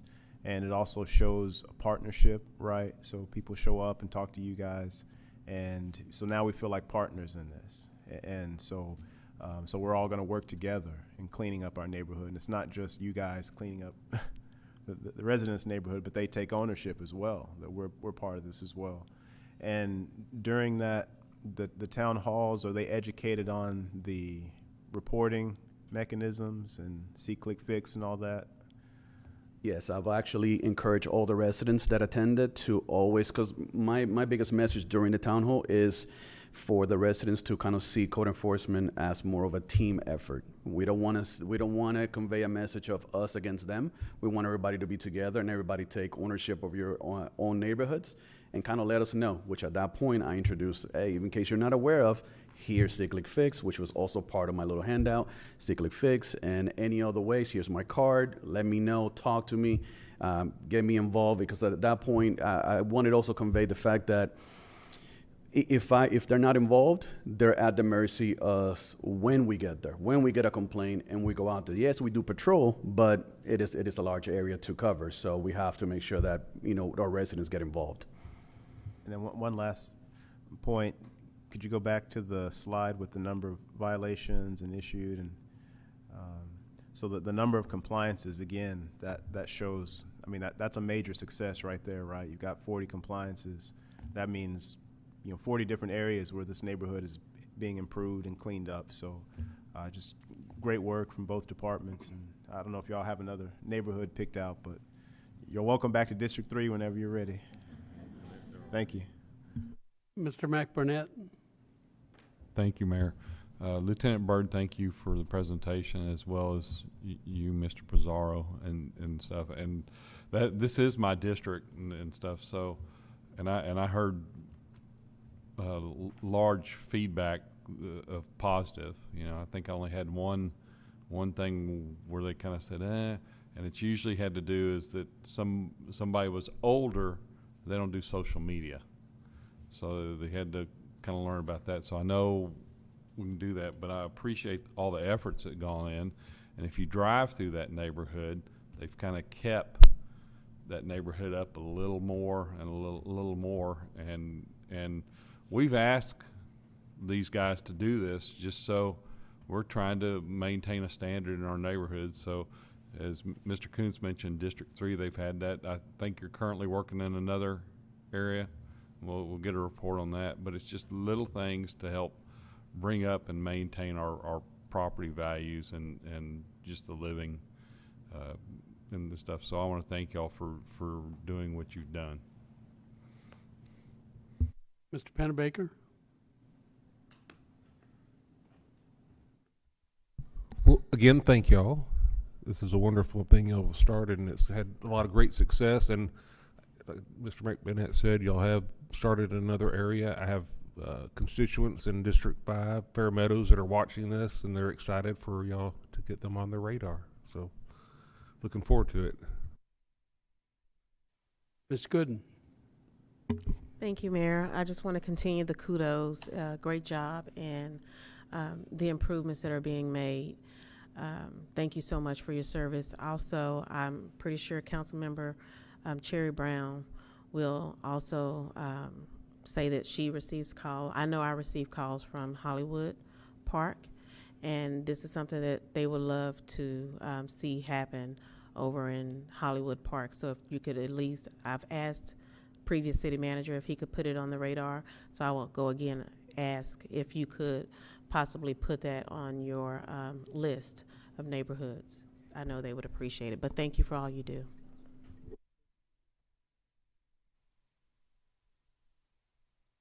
Okay, thank y'all very much. Much appreciated. All right, item 6B, Best Southwest Hispanic Heritage Fest. Devin? Hello, everybody. I'm Devin, your special events planner. I'm also not that tall. So we do have our Best Southwest Hispanic Heritage Fest coming up on September 20th. So again, it is a Best Southwest event. We do have that parade starting at 3 p.m. to kick it off. While we are requesting registration, we are not doing wristbands, so it's more just trying to get a head count. The parade route will be the same as 4th of July. So we'll start at the same place, check in at the same place, use the exact same route. It goes again with the street closures, the exact same as 4th of July. My goal is to have a consistent parade route for all events that have parades, so there's not a doubt in our mind as the city as well as the citizens' minds. They know exactly what the route is if we say we're having a parade. So we'll have the decorated and labeled golf carts again for y'all for the parade, as well as candy for y'all to toss on the route. We will have dedicated city council and VIP parking, as well as a tent with access to kind of like a swamp cooler, not the AC. The AC is a hot commodity right now, so that was booked, but we do have swamp cooler, so it will still be cooler than the outside. It will also be catered food, as well as beverage, just like the 4th of July was. The golf carts for this event will be stored inside, so it will be, safe from weather as well as theft. I'm not trying to lose a golf cart again. The map will be the same as 4th of July. We will not have the amusement rides for this event just because from getting feedback from other events, for this particular event, they've enjoyed having a wide field where the kids can play soccer or run around and things like that. So that area of Armstrong Park will be clear for anybody to play in, sit in, whatever they want to do. The performers for this event will be, as you can see here. So we will start with the DJ opening as soon as the parade is done at about 5 p.m. Jongwe will start. They're more of a reggaeton, bachata, and then a Latin pop kind of band, and they will perform twice. Then Tejana Queen Forever is a Selena tribute. They will be there for an hour, and then they do have another performance to go to later in the evening, but we do get them, and that was a big plus. And then Los Tigrillos is more of a norteño, so they will be there, and they will also perform twice. Then we will have the Duncanville High School Spanish Club performing, as well as the Ballet Folklorico that was there at Bloomfest. So vendor engagement, vendor market applications are through September 10th. Parade applications will be accepted through September 16th. Food truck vendor applications did close on August 29th. So a little update to these numbers. We now have 20 food truck vendors. 8 of them are from Duncanville. 4 of them are from the Best Southwest cities. Currently, we have 32 market vendors. 12 are from Duncanville, and 6 are from the Best Southwest region. And then we have 17 parade applications currently. 10 are from Duncanville, and 2 are from Best Southwest. And this is excluding like Yala City Council and DCDC and things like that. So this is just specifically like applicants, not city officials. When it comes to press and promotion, we do have cross-city sharing on social media. We have had numerous meetings, I have, with the other Best Southwest special event planners. So they do have all of our marketing that they are sharing. They do have posters that they received at our last meeting, as well as postcards. And speaking to Cedar Hill and Lancaster specifically, I know that they've already put those up, as well as delivered some of them to local businesses during their local business lunches that they have. They have the postcards set out at their city hall, and then they have our marketing set up on their kiosks and TV at their city hall, just like we do. We are also talking to Univision to be on the morning show. So the date is not secured yet. We are working with the producers on giving us a day for us to come out and be on the morning show. Event activities, we'll have the photo ops. The video game truck that was there at 4th of July really loved it, and he wanted to come back out. He'll have the Nerf War area again, and he'll be set up in the same place. The splash pad will be open. We'll have, of course, mobile food vendors as well as market vendors. Our EMS and emergency staff will be there, and we will have a face painter as well. So just a comparison, I looked at the attendance of the first Hispanic Heritage Fest last year that DeSoto hosted. So their count was 3.8 thousand at the peak of their park attendance time.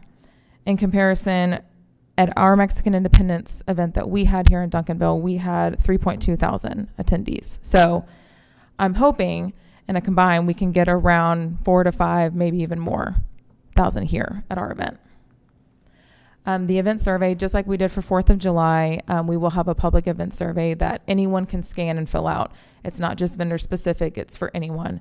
We did get a lot of good community feedback from last year, 4th of July, so I am hoping that they do the same for this event. What we use that event survey, again, is just to kind of measure things for 2026 planning. I have told the other cities that we're doing this, and so they're kind of excited to see the feedback as well, just for when they go on to planning for their years that they have. It kind of gives us, an insight of what people went to that event looking for. Did they go in for shopping? Did they go in just for the food? Did they want to just see the entertainment? So we can kind of see, when I'm planning events, I can see what's kind of the most important thing to the people attending our events. That's all I got. Very well done. Thank you. Very well prepared as well. No questions or comments? Come on. All right, We're ready to go, man. Job well done, obviously. Thank you. You covered it all. Thank you. Thank you so much. We're looking forward to it. All right.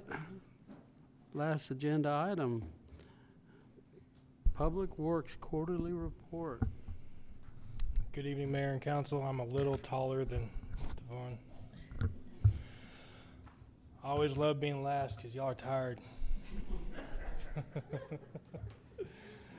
I am Matt Bryan. I'm the Director of Public Works. Joining me is Ms. Shahab Muhammad. She is our Assistant Director of Public Works. So getting right into it in building inspections, we have one vacancy that we're looking to advertise that soon. They closed out 521 permits, issued 521 permits, 4 COs, 86 properties with 1,157 health violations corrected, 705 inspections completed, and over $276,000 in revenue received. Our building maintenance team closed out 714 maintenance requests, and our equipment services staff closed out 176 service requests. We also onboarded a new equipment services supervisor to oversee garage operations. Our engineering team, we are still short the city engineer, which we are planning on re-advertising that very soon and going into some of their projects. The My Government Online, the initial kickoff for that was April 25th, and we have 7 of the 11 modules currently in the user acceptance testing phase. We have an anticipated go live of 9:30. That will include the 311 service request, which will replace the C-Click fix, the code enforcement, streets, traffic, utilities, building maintenance, and parks and recreation modules. The remaining 4 modules, consisting of health permitting, rental permitting, asset management, and fleet management, are in configuration with a to-be-determined go live. The highway safety improvements, we were notified of award on April 21st, and we are anticipating TxDOT to advertise that project in October 1st of 2027. We are currently reviewing a proposal from Kimley Horn for the design of that project, and that will be the ADA ramps, pedestrian signal and crossing improvements, and reflective backplates on Wheatland between Clark and Cockrell Hill. The drainage master plan, the contract between Duncanville and Friesen Nichols was fully executed on April 9th, and the original project kicked off was August 5th. There's a public outreach that was developed by Friesen Nichols, which is a web-based tool that allows residents to identify drainage projects in their area. That tool is now available on the city website and open to the community. The stream condition assessment was also executed on April 9th, and the project kicked off August 5th. The stream condition assessment we anticipate will begin this fall in the next upcoming months. The water and wastewater master plan, the project planning meeting was held on July 8th. The contract between the city of Duncanville and Gresham Smith is fully executed on August 18th, and we are scheduling a kickoff meeting with them soon. Cedar Ridge reconstruction, all design and bidding documents are complete. They are with procurement, and we are working to advertise that probably within the next week or two, and we are anticipating we're planning to advertise that for 45 days. Neighborhood services, which this will be the last quarterly report that is called Neighborhood Services, so hooray for that. They received 193 C-Click fix complaints. They have a 96% complaint resolution, and they issued 281 citations. They also, some recent updates are the neighborhood sweep conducted on June 1st, which Lieutenant Byrd and Mr. Pizarro just walked you through. Street maintenance is short 2 positions, but we did onboard 4 positions. They completed 2.3 lane miles of roadway improvement, 390 potholes were repaired, and 196 inlets were cleaned. Traffic operations recently brought in a new traffic operations technician to fill the vacancy of a retired employee. They have 36 signal preventive maintenance checks completed, 1 traffic cabinet replaced, and 2 signaled intersections refurbished, 98% signal operational readiness, and 94% flasher operational readiness. The utilities division is short 3 crew leaders and 1 maintenance worker currently. We have an assumed water loss of 2.9 million gallons this quarter. We had 8 water main breaks, 6 sewer laterals replaced, almost 82,000 feet of sewer line cleaned, and 1 fire hydrant replaced. Bringing you back up to speed on Astera USA, the leak detection. So after the boots on the ground acoustical phase, where they pinpointed the exact leaks, they identified 72 total leaks within our system. We've repaired 8 of them so far, so we still have 64 outstanding that we're working on. The utilities division is ramping up to schedule at least 3 leak repairs each week, prioritizing the larger leaks first. Of the 72, 7 of them were mainline leaks. We've repaired 3 of those 7. Of the 72, 34 were service line leaks, and we've repaired 4 of the 34. And also of the 72, 31 were actually on the customer side. I pulled a report of those 31 and turned that over to utility billing. They researched and found no excessive usage on the billing, so they are informing the customers of the leak and looking at replacing those meters so that we can recover that loss. These next slides are just screenshots so that you can see the research and work that we're doing with the funding that you provided for valve and hydrant maintenance. So this is just the dashboard from Hydromax USA showing the valves that they've exercised. This was actually pulled last week. I checked this morning. They're actually at about 1,400 valves. So just to show you that, you know, we can quickly identify valves in the system that were found in the closed position, which is not good. Valves that are inoperable, i.e. broken, which are not good. Valves that are operable in great shape and exercised. So just a great tool for us to use moving forward for asset management purposes and for valve and hydrant maintenance. This is a screenshot of our 2024 sanitary sewer evaluation study where we've shifted from smoke testing to I&I trackers. And the most important thing is down in the lower left where you'll see the map, where it's just very easy for us to identify without even getting into the details of it where the problem is. And so we can quickly identify exactly where we need to focus our efforts for capital improvement planning. So this is the 2024 dashboard, and then this next slide is the 2025 dashboard. This particular area, you'll see the red segment of sewer line is actually just upstream of a manhole that is a repeat offender for sewer overflow when we have heavy rain events. So it was just nice to get this data from them and right away know exactly what we need to do to take that manhole off the list and stop a bunch of inflow and infiltration into our sewer system that we have to pay for at the treatment plant. And lastly, before I open it to questions, I just want to say, inform the council of some emotional setbacks we've had in public works. So we've had 3 employees that have lost immediate family members. One lost a son, one lost a brother, the other lost his second wife. I commend those men for the stability and the strength that they provided their family. And then most recently, last week, we lost a crew leader in the street department and 8-year employee, Joe Martinez, to cancer. And so I just want to thank him for his service to our community and extend our condolences to his family. Thank you, Mayor and Council. Thank you for sharing that with us. They're all part of the family. So it's an unusually high number of losses you had to go through. So we'll be praying for your people and the families that have lost loved ones. Thank you so much. I had a question, but I'm not going to ask it now. I think we'll end it on that note, but good report. I'm very excited to hear about the new technology that replaces smoke testing, so I want to hear more about that later on. So no other questions, so thank you very much for your report, and we are going to adjourn at 10:05 p.m. You all are welcome.